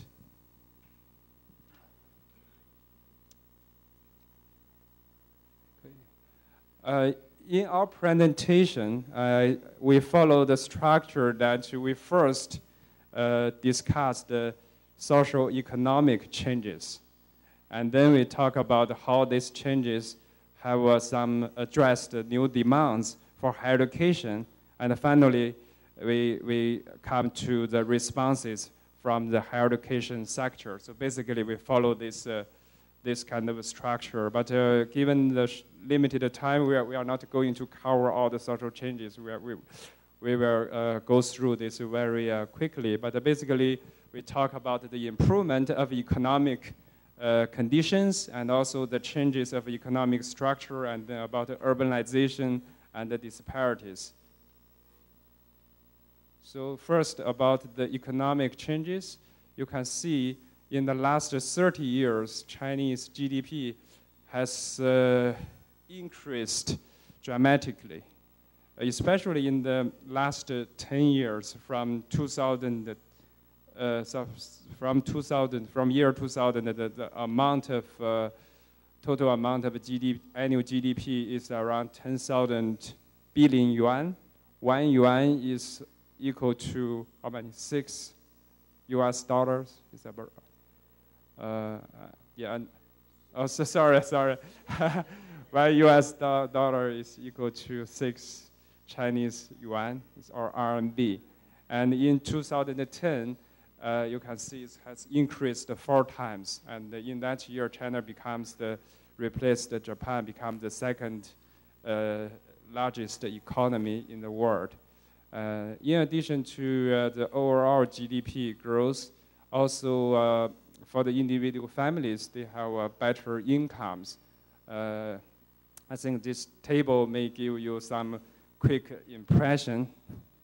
That means, people become, most people, have increased their incomes.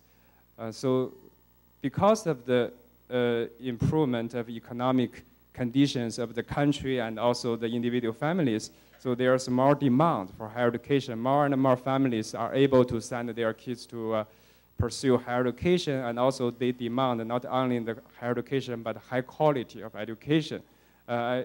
You can see there's some numbers, and in 1998, there's only 3 million students attending Gaokao in Chinese. That means National Higher Education Entrance Examinations.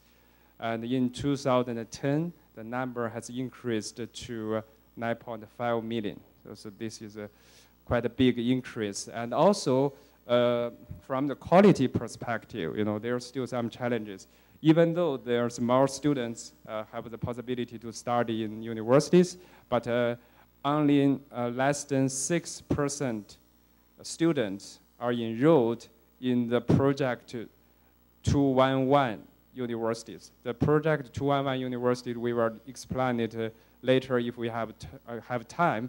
But basically, in short, it means that the top around 100 universities, meaning those universities offer the best education. So you can see this university only accommodate less than 6% students. So there's still huge demand for high quality education. Because of this, so many students, they come to study in foreign universities because they cannot, get a good place in China. You can also see the increase of Chinese students going to study abroad. In addition to the GDP and also the family income, the structures of the Chinese economy has also changed. For example, just to use this,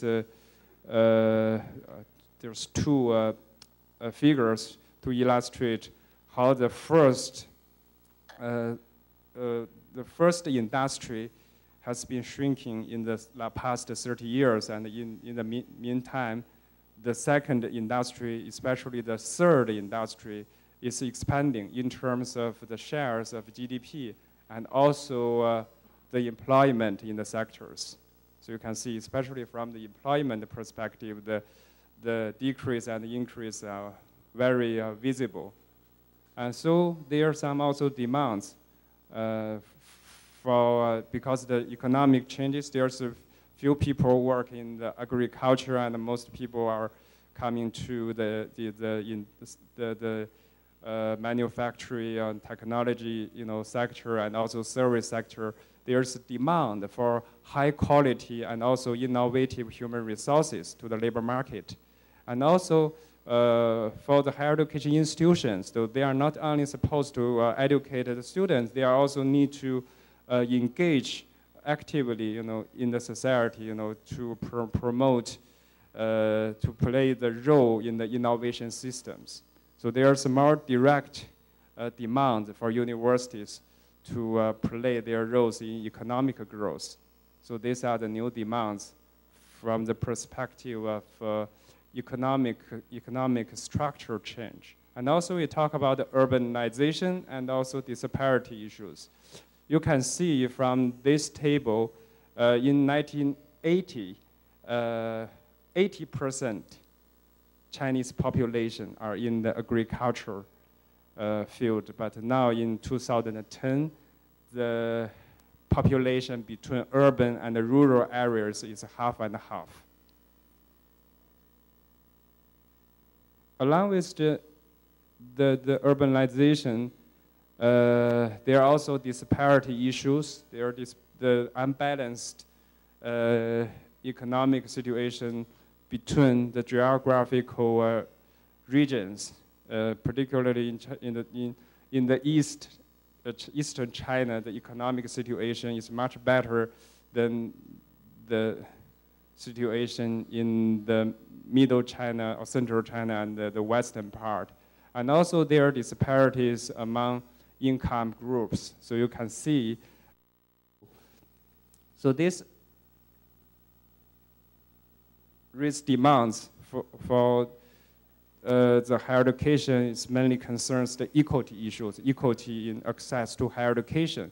And we have presented a few aspects because the equity issue is quite complicated, and there's several perspectives we can look at this. And because of the urbanization, so many people from rural areas to work in urban cities, and also the people from, also because of the change of economic structure, and also people move from different cities. According to the Chinese, higher education enrollment examination system, normally the students are only allowed to take exams in their household cities. So if they move to some other cities, even though they can live there and even they can study in the high school, but when they take the national entrance examination, they have to return back to their home cities. So that causes some problem because sometimes the education in one areas may not help them to take their examinations in their home cities, and also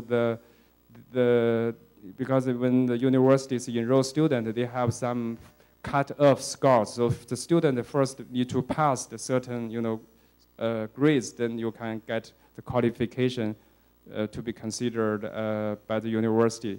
But there are differences, cut-off scores between the cities. I think there are still some other issues that we can skip the discussion, so we have more time to give you the overall picture of the reforms. Here we make a very preliminary summary, and here on the left side, these are the demands for higher education. Basically, it's from the slides we have presented. And on the left side, we talk about how the higher education has responded to the demands. Professor Yang, would you like to explain this?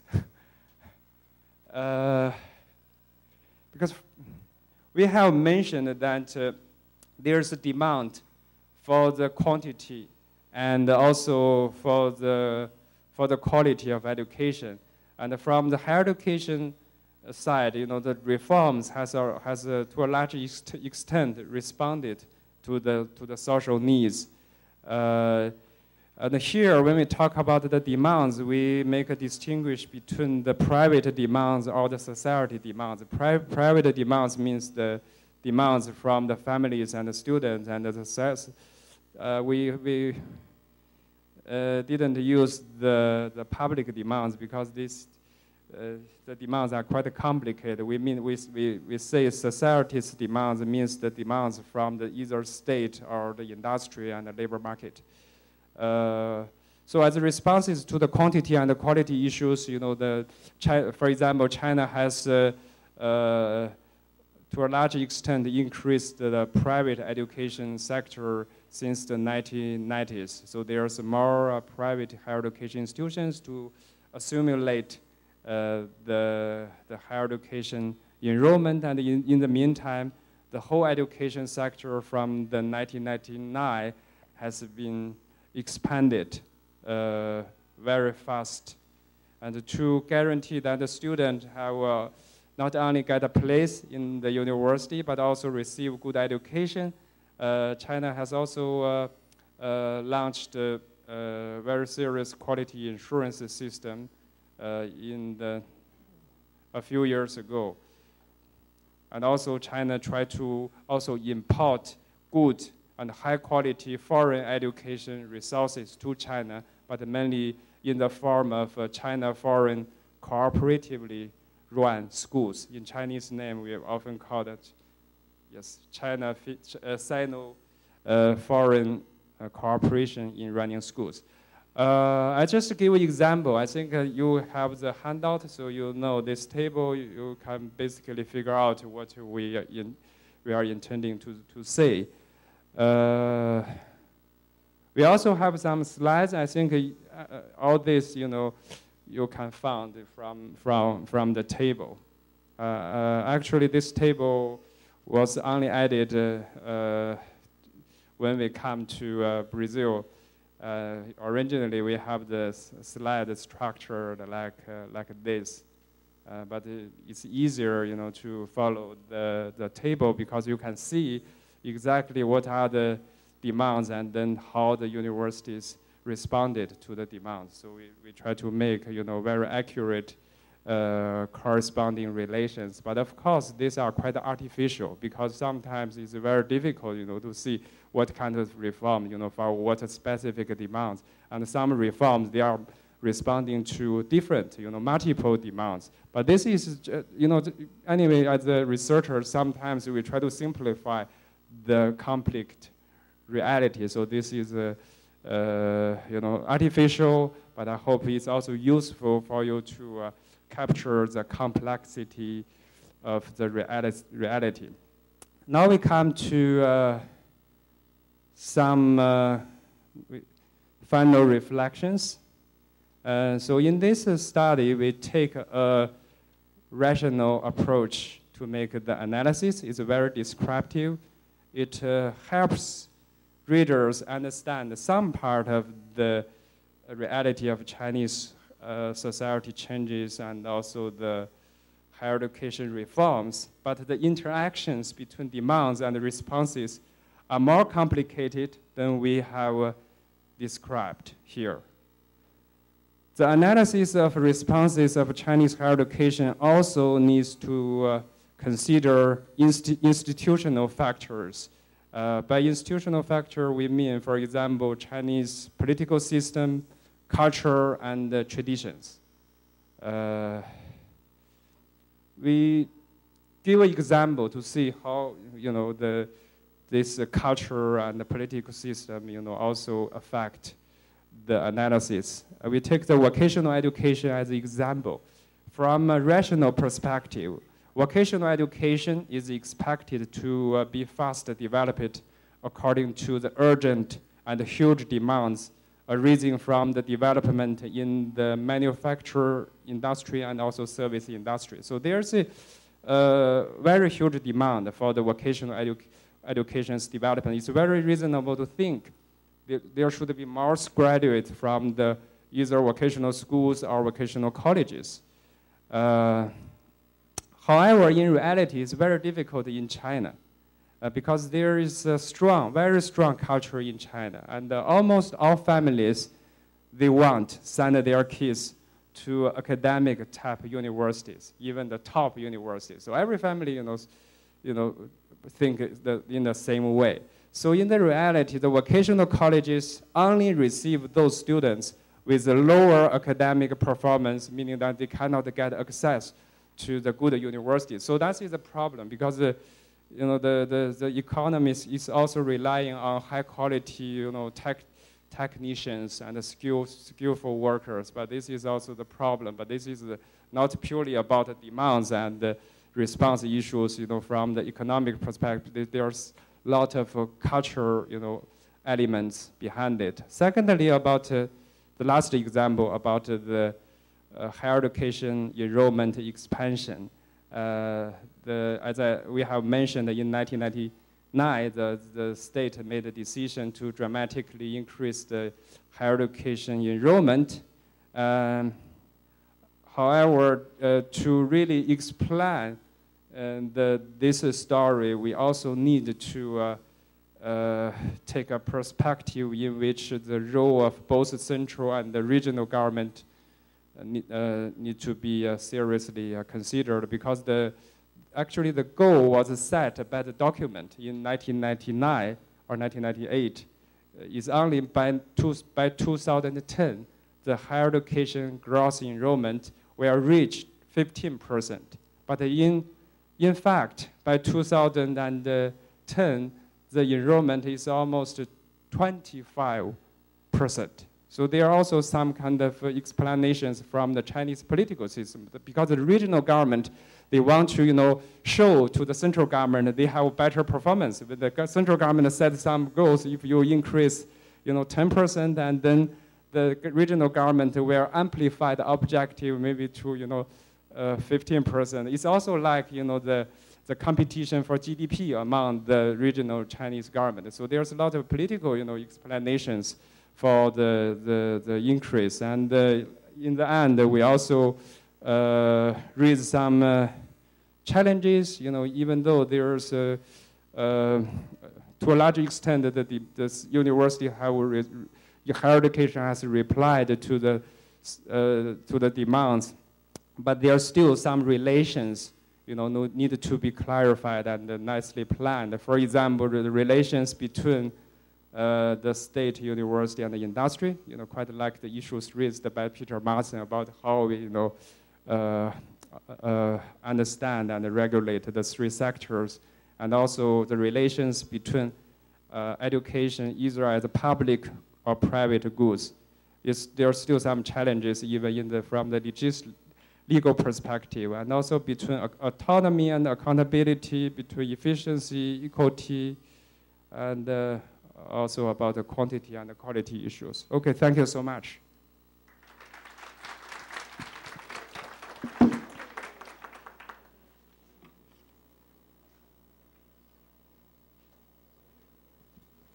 So now, sorry. Now we will have the last speaker of the morning on this session one, Kirti Menon from South Africa. Kirti, appointed as the Registrar of Witwatersrand University in June 2011. Prior to this appointment, Menon served as the Acting Deputy Director General for Universities in the National Department of Higher Education and Training. Prior to this, she served as the Chief Director for Academic Planning and Development and the Council of Higher Education, where she was responsible for developing the framework for national reviews as well as for accreditation. She has also served as a consultant for several bodies, including the South African University Vice Chancellors Association, the United Nations Education Training Program, Project for South Africa, the Independent Examination Boards, and the Gauteng Department of Education. Thank you very much. Thank you. The focus of my topic is, of course, supply and demand in higher education. As you can see, the background, I have a game of snakes and ladders, and if you know the game of snakes and ladders, you take 2 steps forward and then go down. And that is perhaps the analogy that one would like to use. It's a bit of a depressing analogy, but it is an analogy that one could use to describe the South African higher education system. The starting point for discussion on higher education, of course, begins with 1994, and 1994 is, of course, the turning point in South African policy with the transition from apartheid to democracy. One of the key objectives and policy imperatives of higher education policy is access to higher education. However, this access to higher education, the debate and the discourse is framed both by issues of race and gender, given that pre-1994, these were two areas that were determined by the apartheid government and inhibited access to higher education for particular race groups. The discourse is also framed in South Africa by the rising cost of tertiary education, underprepared entrance into higher education, inefficiencies in the system, high dropout rates, low throughput rates, insufficient numbers of students qualifying for entry into science, engineering, and technology programs, as well as a recent debate that has begun about the fitness for purpose of our graduates.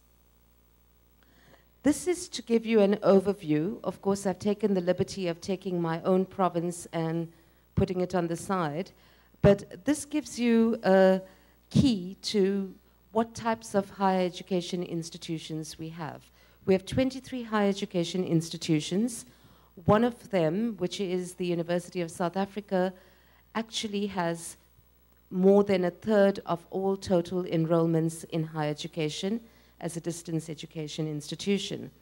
This is what we have three different types of institutions: the traditional universities offering postgraduate programs, comprehensive universities offering a mix of degree as well as diploma certificate programs, and universities of technology operating primarily in technical education, vocational specific education, as well as professional education, but largely at the undergraduate level. So actually, if you look at the aspirational level of our policy system, we would like to increase the number of postgraduates in the system, but we are reliant then on the 11 universities primarily to be the feeder for those particulars. So that in itself structurally creates its own problems. Inequalities, if you look at our Gini coefficient, it's at close to 0.7, indicating high levels of inequality and no sign of a change in the patterns between the years of 1994 to 2011. If we compare the HDI of Brazil, Botswana, and South Africa over a 30-year period, while Brazil has shown steady improvement, both South Africa and Botswana have more or less stagnated. And we have to, of course, look at what does this mean for our education system. Inequalities, the context of education is, of course, higher education, of course, needs to take into account the inflows into higher education from the schooling system, maybe the college system, and we have to determine exactly how do we increase the participation rate, and how do we do this in the face of declining state support. I've highlighted a couple of challenges, but I think that there are far more than I've listed on the slide. Infrastructure of our higher education system, which is largely and has largely been driven by the apartheid state, with no new universities or major infrastructure build having taken place in the post-1994 period, remains a challenge if one is to expand, because actually we're talking about expansion of a system without actually increasing the infrastructure. Epistemological access, I will come back to that when I discuss what happens with the inflows from our higher education system. I think there's a fundamental mismatch, and I'm quite heartened to hear that other countries have a similar mismatch between the labor market demands and supply. And of course, the financing of higher education remains critical, with more than a quarter of our higher education students on some form of financial aid or the other, which of course can become a burden. This is the funding of higher education, and as you will see, it's quite a depressing slide, which is why I go back to my analogy of the snakes and ladders, because as a percentage of the overall state budget, there's been no significant increase. and neither has there been an increase as a percentage of GDP. So what this does tell us that we are expecting a growth in student numbers, but there isn't a commensurate growth in terms of the allocation of the state to higher education. The decline in expenditure is a cause for concern, as the primary, secondary, FET sector provides a valuable inflow into higher education. Now, this particular slide looks at the total expenditure on by the state on all aspects of education. So we are working on the principle that there will be an expansion in the school system. Following an expansion in the school system, there will be an expansion both in the college as well as in the university system. You will see that actually the funding has stagnated. Whether you look at the blue, which is the total, or you look at the red, which is the school expenditure inclusive of basic education, or if you look at the green, which is the expenditure for higher education. So if you look at these slides and you ask the question, how can expansion or access to higher education be a goal which can be realized without proper resourcing, then you will know why we have the snakes and ladders. This is a picture of enrollments, graduates, as well as higher education funding for the years 1994 to 2010. It does indicate to you that we've had marginal growth in enrollments, but you will see that the production of graduates has remained quite stagnant. And that is, of course, an area of concern because it does point to underpreparedness of graduates, poor throughput rates that I referred to in my earlier slide.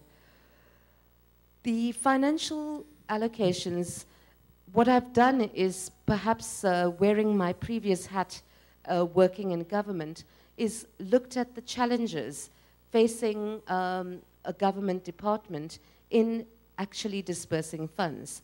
How do you maintain the status quo and ensure that we address funding levels of all higher education institutions?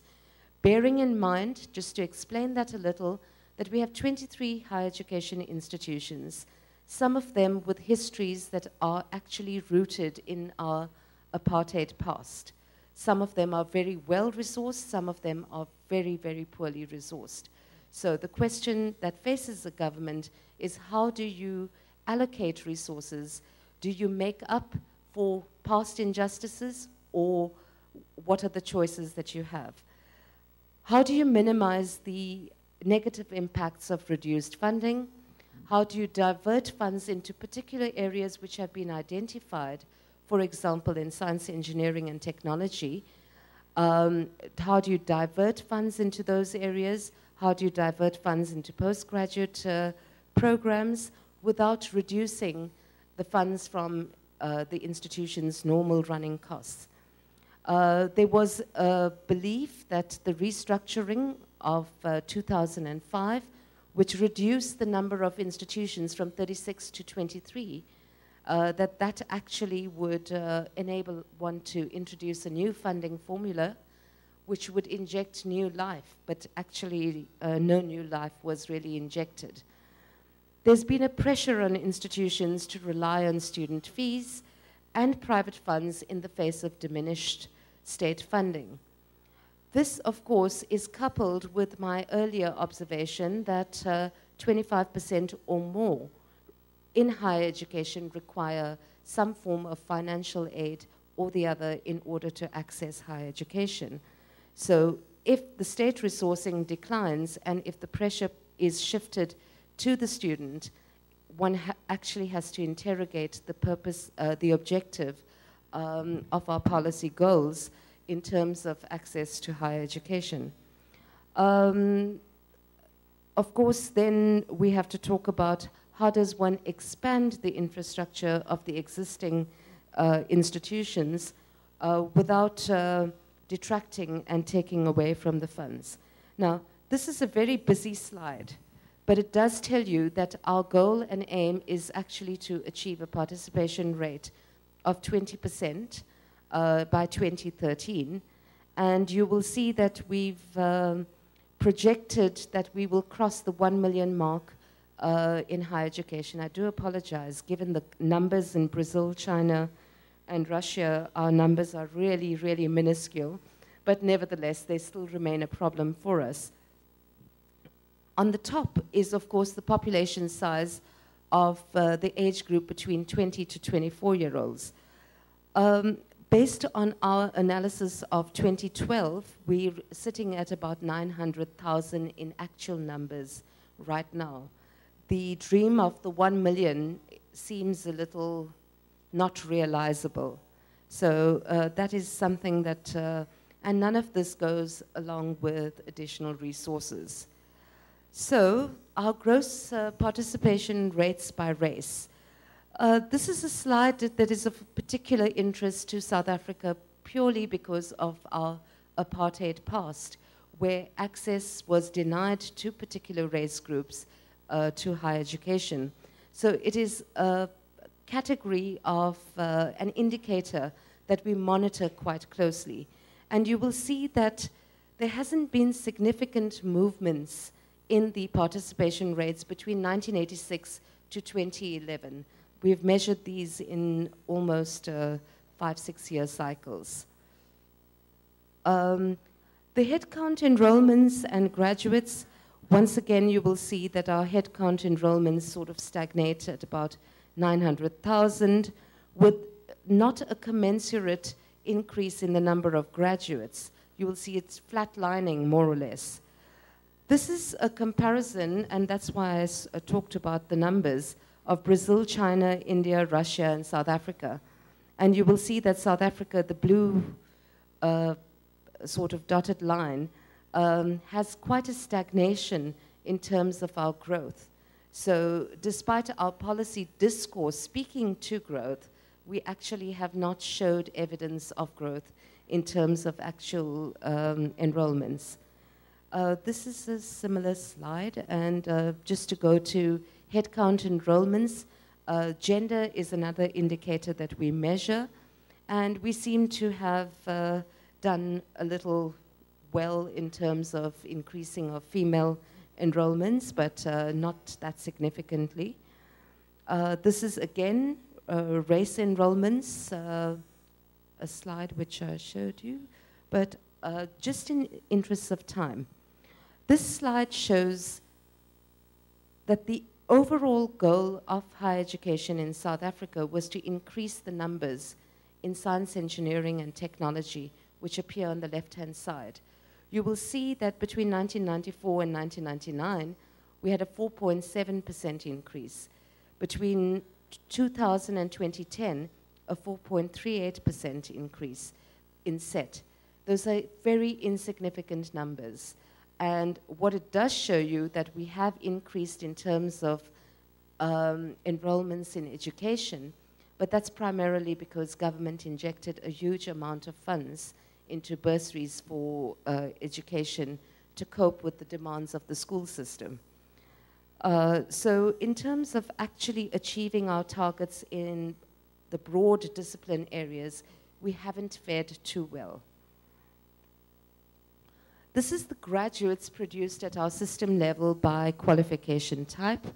You will see that we've increased the number of undergraduates, but we've flatlined in terms of postgraduate and PhD graduates.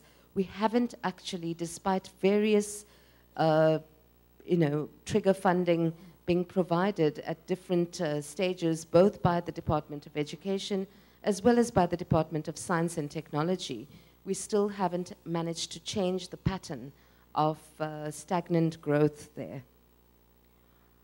This is what our profile of graduates look like.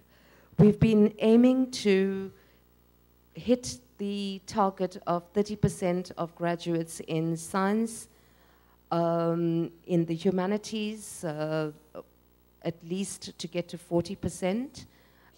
So we've actually required a decline in the number of students in humanities, but we haven't actually managed to reverse that trend, and in fact we've started growing again in that particular area.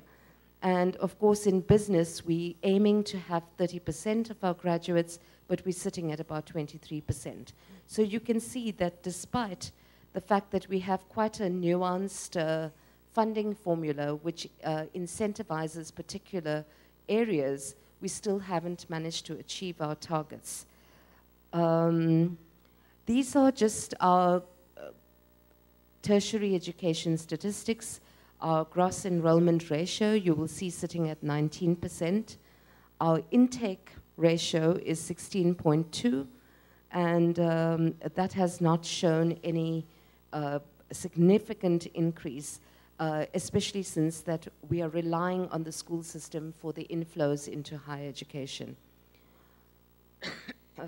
I'm going to go very quickly through these, given the time, but essentially our school system has exactly the same injustices of the apartheid system and have also played out very similarly what goes on in higher education.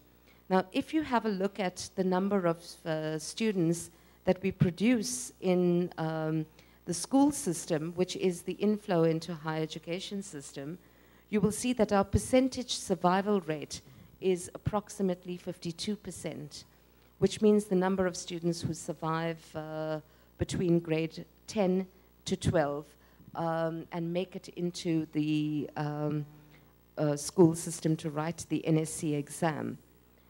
This is what, so we've had a percentage pass rate in terms of the actual pass rate. However, the number of endorsements, which is the endorsement to enter university, has not significantly increased, because if you translate this into student numbers, you will see that there hasn't been a great shift in student numbers.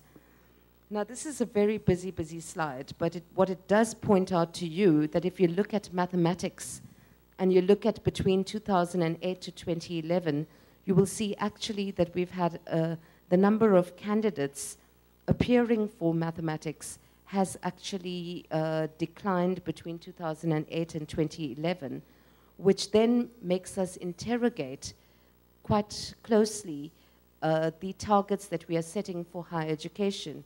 Because if you don't have students qualifying with mathematics and science, how are we going to get them into the university system?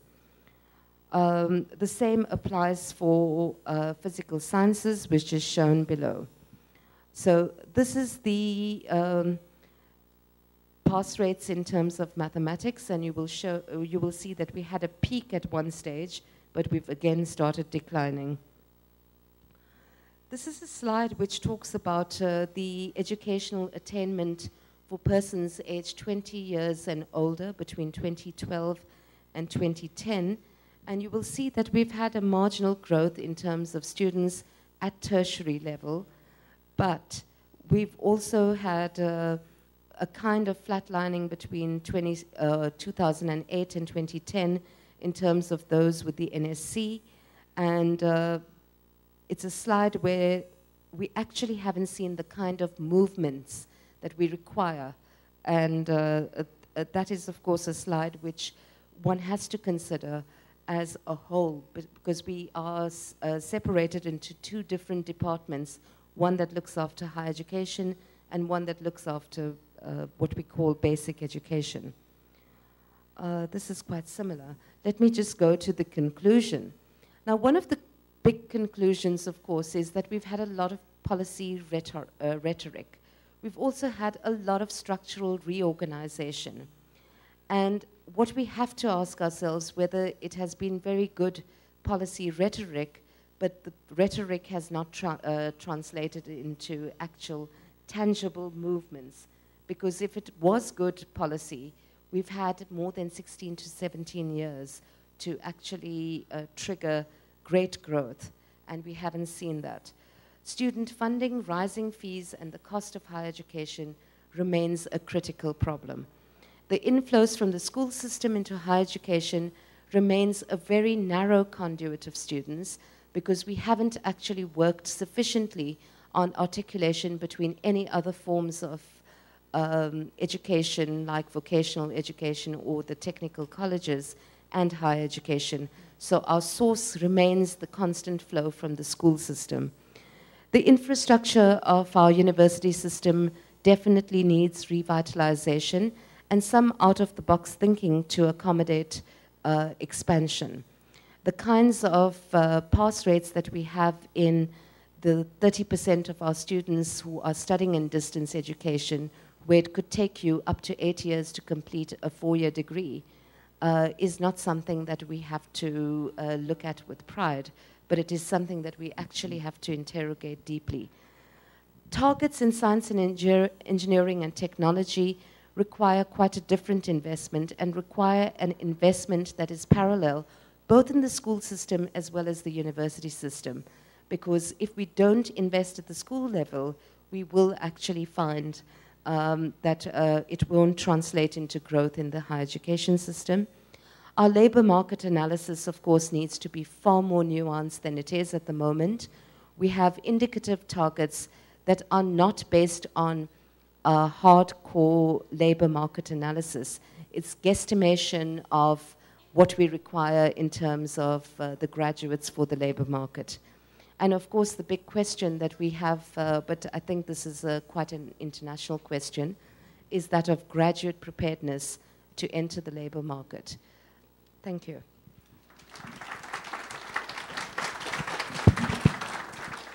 Thank you very much. Well, I would like to thank all the speakers for being very good in the timing. So we have about half an hour to discuss. This is very good. So I would like to call all the speakers here to the table so that we can wait for the questions from the audience. Please.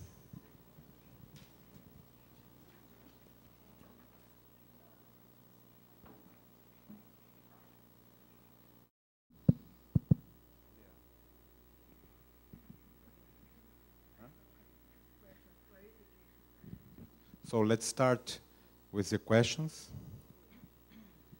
No, I just don't understand what is deemed public or private deemed institutions in India. Can you explain? Yeah. We don't know anything.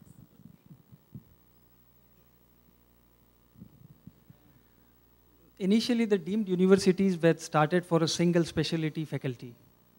If in the past, some of the medical institutions were doing exceptionally sound. So the central government, the federal government, gave them a status of a deemed university. They did not have multi-faculty campus. It was specialized in one faculty only, one or two. Subsequently, this deemed university status comes with a notification. It's not to be passed in the parliament, as in the case of a university.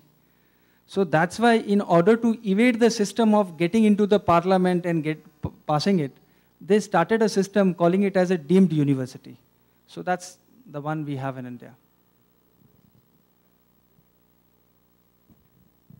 More questions?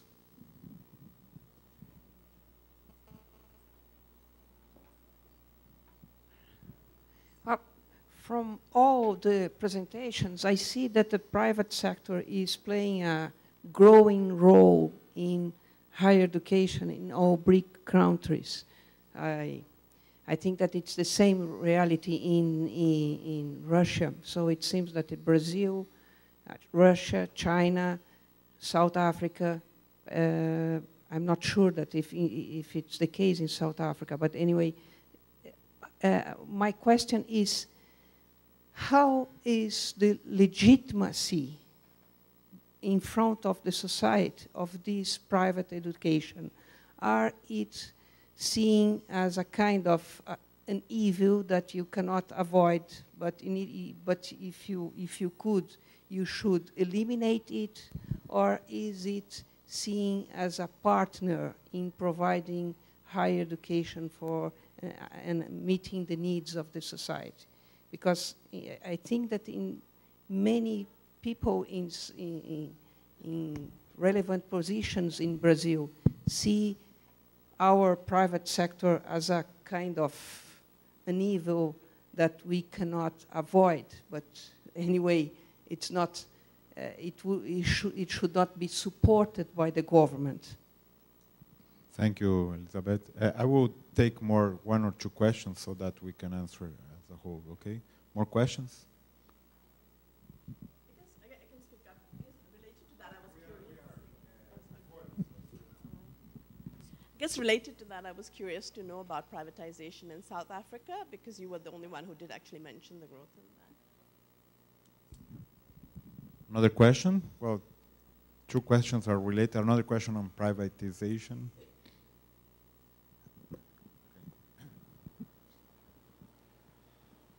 I would like to make a question about something that Professor Chai said in relation to the Chinese higher education, about many families seeking higher education abroad because of the needs for quality.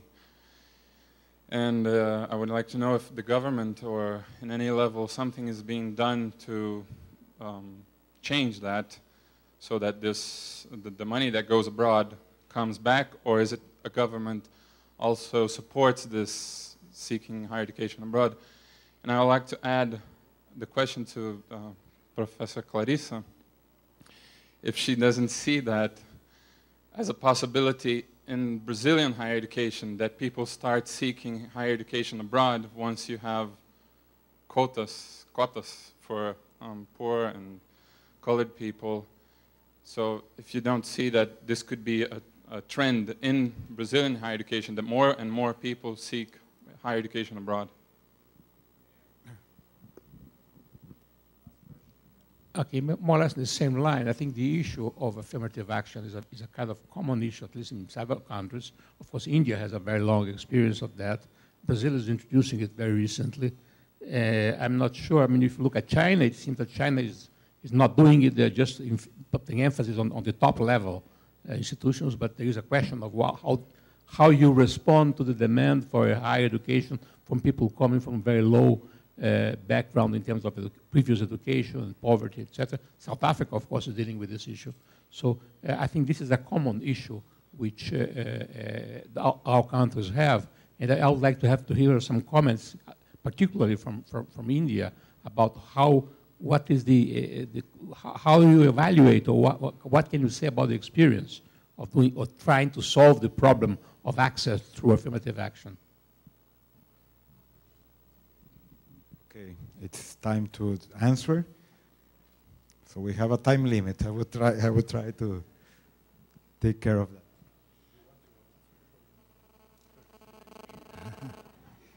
that. And I would like to respond to the private sector growth in China. And actually, private sector accommodate 20% of all enrollment students.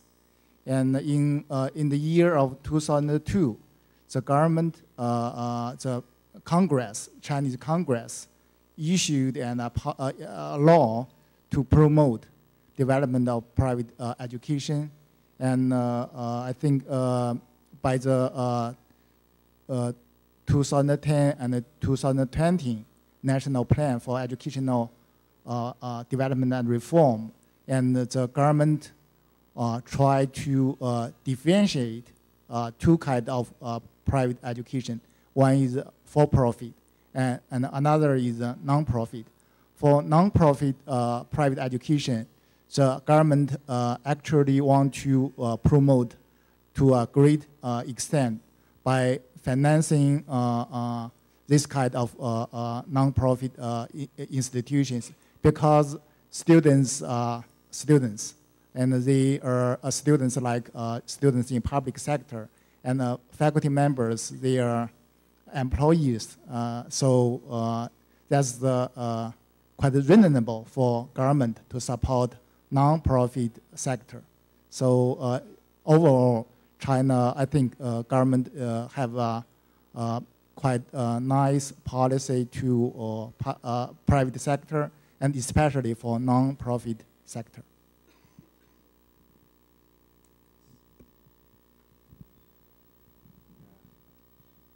Okay, I can come to Daniel's question about the Chinese students studying abroad, because there's a huge amount of students to study in foreign universities. You asked what's the government's attitude toward the student, mobility. Actually, the answer is quite simple. The government, has already set a clear policy in the 1990s. The government is still, following the policy principles. So basically, the students are free going anywhere abroad, and then secondly, other students, are welcomed to come back after their study, and they have, no any controls, to regulate the students. So students are quite free. But in the recent years, especially in the past 10 years, China has developed several programs or some policies to encourage students, the overseas Chinese student, to come back to serve in either the academic institutions or in companies by offering very good salaries and providing some special research fund, or have some provide good infrastructure and also some support for developed businesses. I think China has invested a lot in this respect, so they really want to get the students studying abroad after their studies to come back to China. In terms of private higher education in South Africa, pre-1994 there was no form of regulation or registration or accreditation. In terms of our legislation, post-1994, it took about 5 years to develop the legislation. So in 1999, legislation was gazetted to develop a process for registration as well as accreditation of private institutions. However, they've always been perceived as outside of the higher education system and not counted as part of our higher education system for some reason or the other. And secondly, they've always been viewed as profiteering, and we've, out of the plus minus 110 private institutions that we have that are operating in higher education, we only have about 15 of them or 20 of them that are in the not-for-profit. But the not-for-profit is with a big question mark, of course, as to how not-for-profit they really are. But we also have a complete gap in terms of data. So we have vague estimates which are not actually accurate. And I would say we have, I think Professor Pillay's indication was that 175,000 in the private system, but they are predominantly at the certificate and diploma level as opposed to at the degree level. And that doesn't significantly add to our desired participation rate. But the discussion in terms of the policy has not been to consider them to be part of an active higher education system. They're still considered to be on the periphery. With reference to the reservation policy in India, to enhance the access for the people from the deprived group or poor, economically poor people, In India, we have reservation policy. That's the affirmative action that we have been telling about for the last many years. As I said, that almost 50% of the seats in India, in public institutions are reserved for students from specific category, from the specific segment of the population. And the rest 50% seat is open probably. Even the students from the low segment category can participate in that. So this is the highest affirmative action or the quota system that we have in India. I think it's the highest affirmative quota system in the world that we have as of the date. Along with that, in the recent years, Government of India has introduced some of the schemes like scholarships. Special hostels have been built up for the students from SC and ST background or economically background students. But the experience with the reservation policy is mixed. I would not state that reservation policy has completely helped poor students. Because after one or second generation, that should have been stopped for a specific family. Instead of that, it has continued. So if a person from a specific segment becomes professor, then also his or her son gets access to higher education with low percentage. The only reason is that he belongs to a specific category of the Indian population. So the problem of intergeneration has started rising. The advantage that is going because of the reservation or the quota system that we have in India, we don't say that, that it's not giving positive or externalities. It's definitely giving positive results. But when you look in terms of the effective outcome, that has declined during the last 10 to 15 years. Originally, this quota system was to be implemented only for 10 years. Now it's a political compulsion that no political party will dare to reduce the number of quota or the number of seats in public institutions. Despite many of the reports and articles written, government knows, but it's a political agenda now. If you reduce it, you are in trouble. Fine. Looking at the population of these specific castes in Indian segment,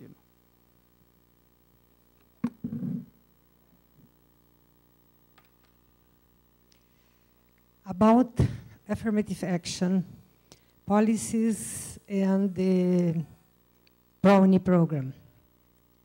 We have two affirmative politics, quotas and bonuses. They are different. Here, Campinas and use bonuses, and the federal universities use quotas, reserve placed for black Pardo peoples or social quotas, no? For students who studied in public schools. Quotas are reserved places, 20% to 50%. Now, all federal universities need to reserve 50% of places for quotas. The consequences, I don't know what can happen, because our students, they come with very low schooling, a lot of difficulties, so we need to make tutorial programs and to help them to stay at the university. This is the other problem. It's not no access, but permanence at the university. The other program is ProUni, is scholarships for students from low income, family income 1.5 minimum wage, and they grant this scholarship for the students who goes to the private system, private university. And the private university have tax exemption. But this has a limit. So both politics, reserve place 50% or ProUni, tax exemption from university, don't mean expansion of the system, but diversity. We have a great diversity on our campuses, but not expansion. So our problem is how to expand the system with more places for higher education. And then I think the solution is to think, I don't know, I think this was China. You told about vocational education. More diversified offer in courses, short courses, long courses, vocational courses, university courses. But like in China, the parents want that the children go to the university and not to a vocational. Why? A vocational course? Because university is always first class, and the other vocational course is second class. So I want that my student go to a university. So this is a really big problem. We have technological,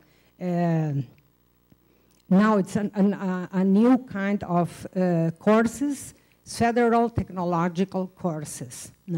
But they are very low enrollment in this. They are new, but very low enrollment. People are not interested to go there. They want to go to the university. So this is a problem. I think affirmative policies and programs like ProUni are very important. The Supreme Court considered the quotas in Brazil constitutional. This is a huge debate because we have peoples who are in favor of quotas and others are against quotas. I think quotas is important in this moment, but it's an extraordinary policy, not a policy maybe for all the time. So we need to think in alternatives to expand our higher education system, not only affirmative policies. Thank you. Thank you. More questions?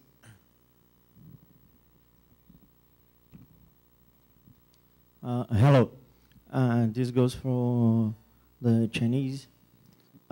Brazil now has a program which is called Science Without Borders, which sends Brazilians abroad for graduate studies and tries to bring foreign professors to Brazil. I'd like to know the role of Chinese students who came from or collaborate from abroad and foreign teachers in China in developing higher education in China, which now has world-class universities and companies and research, which we don't have yet in Brazil. How that happened in the 90s and 2000s?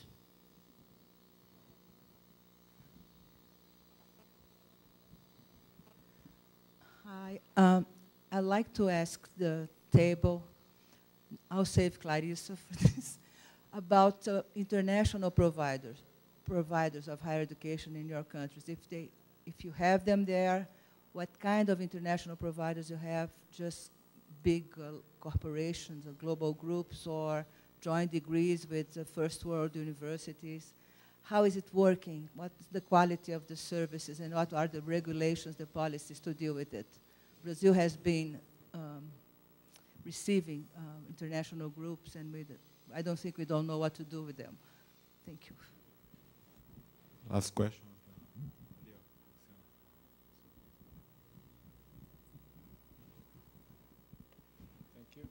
Thank you. You've been presenting and discussing supply and demand and explaining the expansion of the systems from different perspectives and with different challenges.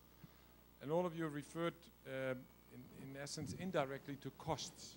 Now, if you look at the participation rate in the four systems, the participation rates are still far behind the countries with the highest participation rates. Finland, 70%, Korea, over 80%, the US, you name it. And in these countries, the biggest policy issue when it comes to the expansion of higher education is costs, the cost of higher education. How can you keep higher education affordable? And there are two perspectives and dimensions here. One from the individual family, where a student from the family is studying in a system like the US, where the costs have to be carried mainly by the family. There you see that system in the US has come to the end of the price elasticity, and more families can no longer afford to send a child to higher education. The cost predicted for 3-4 years from now for 4 years of undergraduate higher education in the US is $240,000. On the other hand, you have systems like Finland where the costs are carried by the taxpayer. And also there, the conclusion has come, we cannot afford this anymore. There's no society that can afford to have a 70% participation rate only paid for by the taxpayer. So in both systems, there are discussions about affordability and alternative ways of organizing higher education from the perspective that the traditional way of having a physical presence of students in highly costly campuses is a kind of reality that's not affordable anymore. So how are the four systems looking at this issue of further expansion and affordability, both from the perspective of the taxpayer as well as from the perspective of the cost for the families that are sending their children to a system where the costs have been rising more than inflation in general? Okay, there is one extra question, quick question, so that we end the session with the table. In Brazil, a part of the students finance their own education country to go from one university to another. Brazil, we have a very localized system where people candidate for their own states and stay in their states, not looking to go to the best universities, for example. It would be interesting to see what it's like in South Africa and what it's like in India. And then, is the work dimension, I have seen some Russian, Chinese data, and Chinese students don't work. Well, in Brazil, it's something like 60, 70% of undergraduate students work. So what is this work dimension in the costing of the university structure? So it's related to the last question, but looking more at an internal dynamic. Thank you. So let's start on this side first.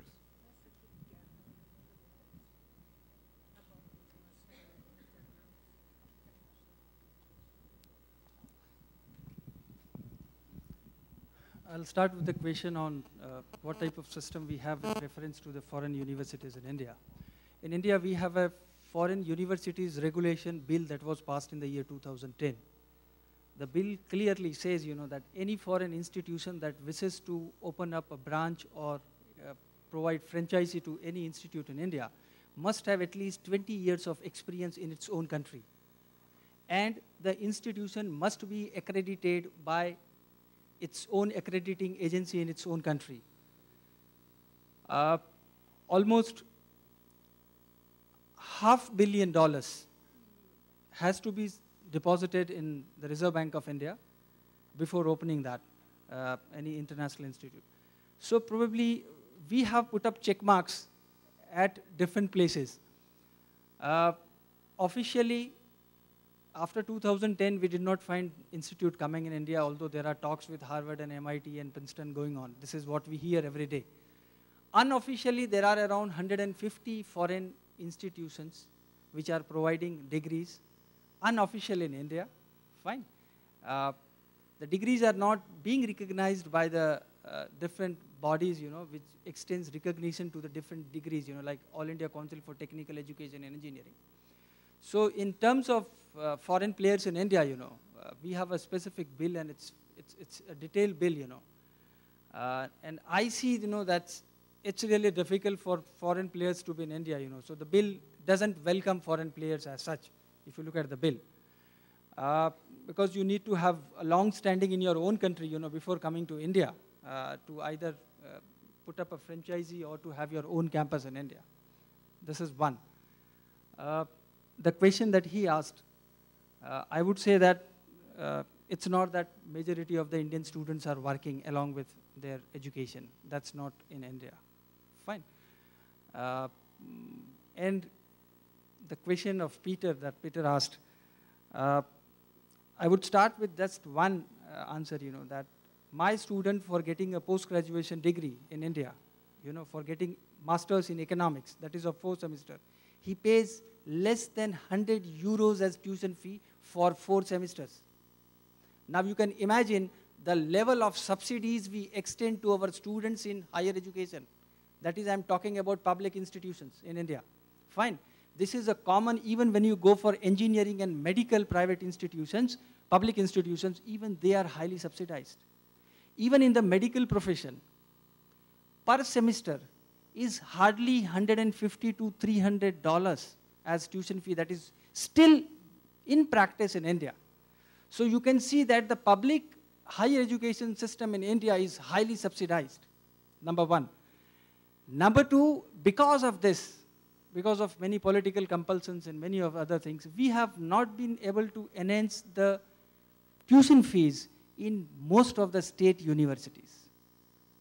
Barring few national universities and national institutes like IIT and IIMs, most of the institutions still have a tuition which is very low compared to even other developing countries. One. Number two, that's the reason that the government has not been in position to even sustain the existing public institution. The dependency of state public institutions on government over the period of time has increased. It's almost 93% in case of most of the state universities. Fine. That's why the state government has slowly started encouraging private players. And society could not resist because it was not informed to the society, and slowly, you know, 1 year you find 3 public universities coming in picture. Then next year you find 5 other private universities coming in a picture.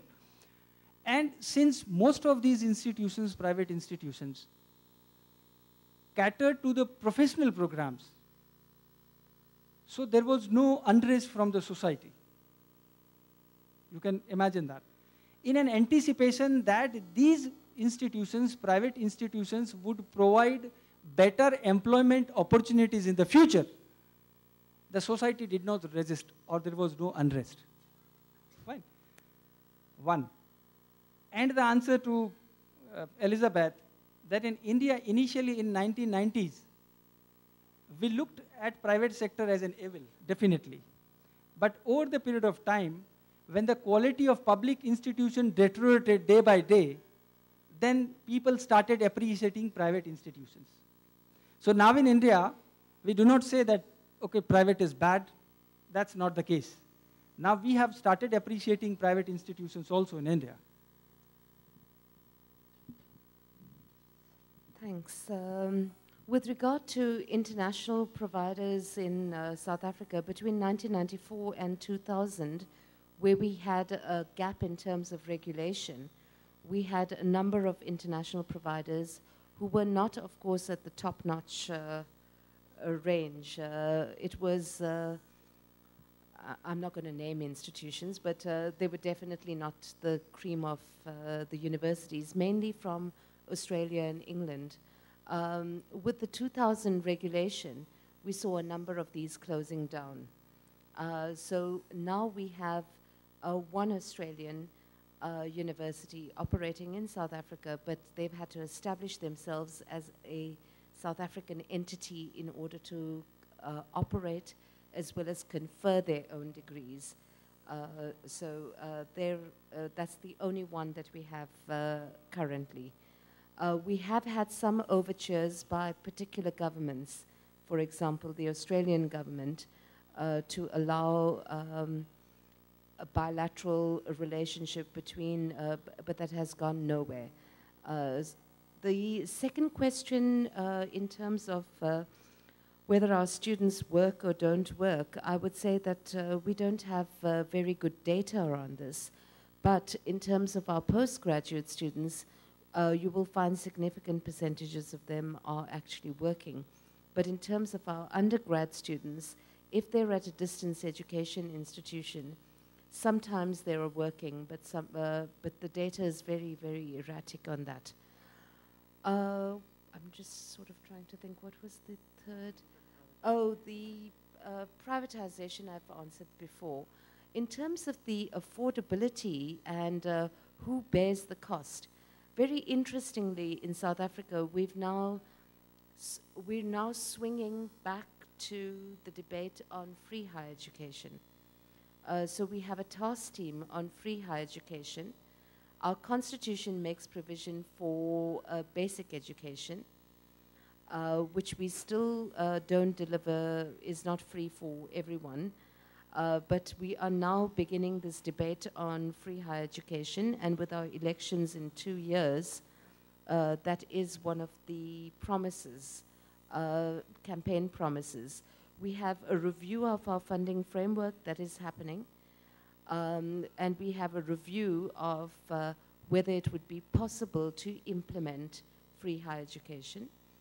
We've had a review of the student loan system and whether through the loan system the loans could be converted into bursaries in order to introduce some kind of free higher education. But the cost, it seems quite clear. And of course, when one is quite distant from all the policy discourse, what is very clear is that without a massive injection of funds by the state, we are going to have the problem of propelling and spiraling out of control costs of higher education, which will then mean that we will start a form of social exclusion that we've already had in the pre-1994 period. And without this injection of funds, one can't actually look at the concept of free higher education in the public system. So I hope that partially answers that. I'm responding to questions, and one is affordability and students' family cost. And in later 1990s, Chinese government adopted the policy of cost sharing. That means the individual students have to share cost. Before that, the government pay all costs for higher education. So currently, the resources income for universities include state appropriation, tuition fees, and some elite universities try to get donations from businessmen, philanthropy. And tuition fee takes about 25% of all cost. So the government have the limited on the restriction on tuition fee standard. So universities have to charge students' fees below 25%. So I think in the future, when China expand its higher education, this policy will sustain, and the cost sharing should be continued because the government cannot afford the increasing cost. But because in the past, Chinese resources for education is very low, below 4% of GDP. So this year, Chinese the grant for education will be reached 4%.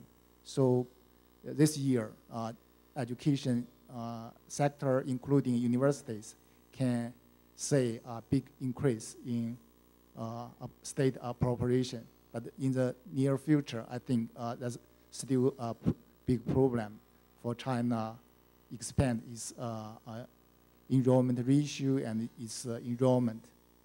And students in universities, it depends on their family background. Some students from well-off families, they don't need to work because in China, most families have only one child. So their parents, if their parents can afford their higher education, they can concentrate their energy and efforts in universities for study. But some students actually from poor family, they have to work, and it's dependent their personal choice. And university also provide a few opportunities for students to work for the library, for they provide some information so the students from poor family can be tutor for high school students. By this kind of work, and students can make some money for their higher education. And the second question is about the foreign teachers in universities. And in principle, universities are open to when a position is, we have a vacancy position, the position will be open to both domestic scholars and also foreign scholars. But take my university as an example, we have quite few foreign teachers working in my university. There are many issues, many problems avoid those these foreign teachers, and I just mentioned a few. And one is salary, and because China is still a developing state, so our salary for university teachers is still below. If we can compare Chinese university teacher salary with teacher salary in Western countries, is still below. So that's I think that's one problem. The second one is the institution factor, such as well-off policy and insurance. That's because we in China, university teachers used to be civil servant status, so their insurance is quite special, mostly paid by the state. But when foreign faculties recruited by the university, that's a big issue. And also for their kids' schooling, because in China, university like a small community. University provide primary school and secondary school for their faculty's kids, but for foreign faculty members, that's an issue. So I think because Beijing becomes more and more expensive, especially for its house, apartment becomes quite expensive. That's also a big problem for our university to attract foreign scholars. And so my university actually recruit some faculties from foreign countries, but most of them, I believe, is with Chinese background. They got their degree in foreign countries. They would come back to China to work either part-time or full-time because of their family link and something else. I would like, we would need to close the session, but you can answer if. I think okay, already really quick. quite comprehensive. I do not have further comment. Thank you. Do you want to add something? Okay. So let's thank the speakers of this session again. Thank you very much. Let me give you some practical information. Some people are asking for the presentations. They will be provided and they will put in the website of our Center of Higher Education here in Unicamp. So you will be sent the link of the talks. Regarding lunch, we don't have any special restaurant. There are several places around here. Maybe I would ask the people who knows the surroundings can help the foreigners which are here, trying to show where the places are.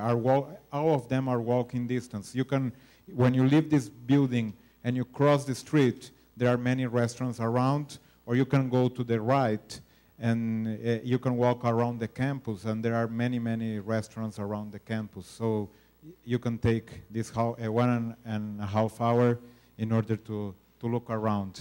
Thank you very much.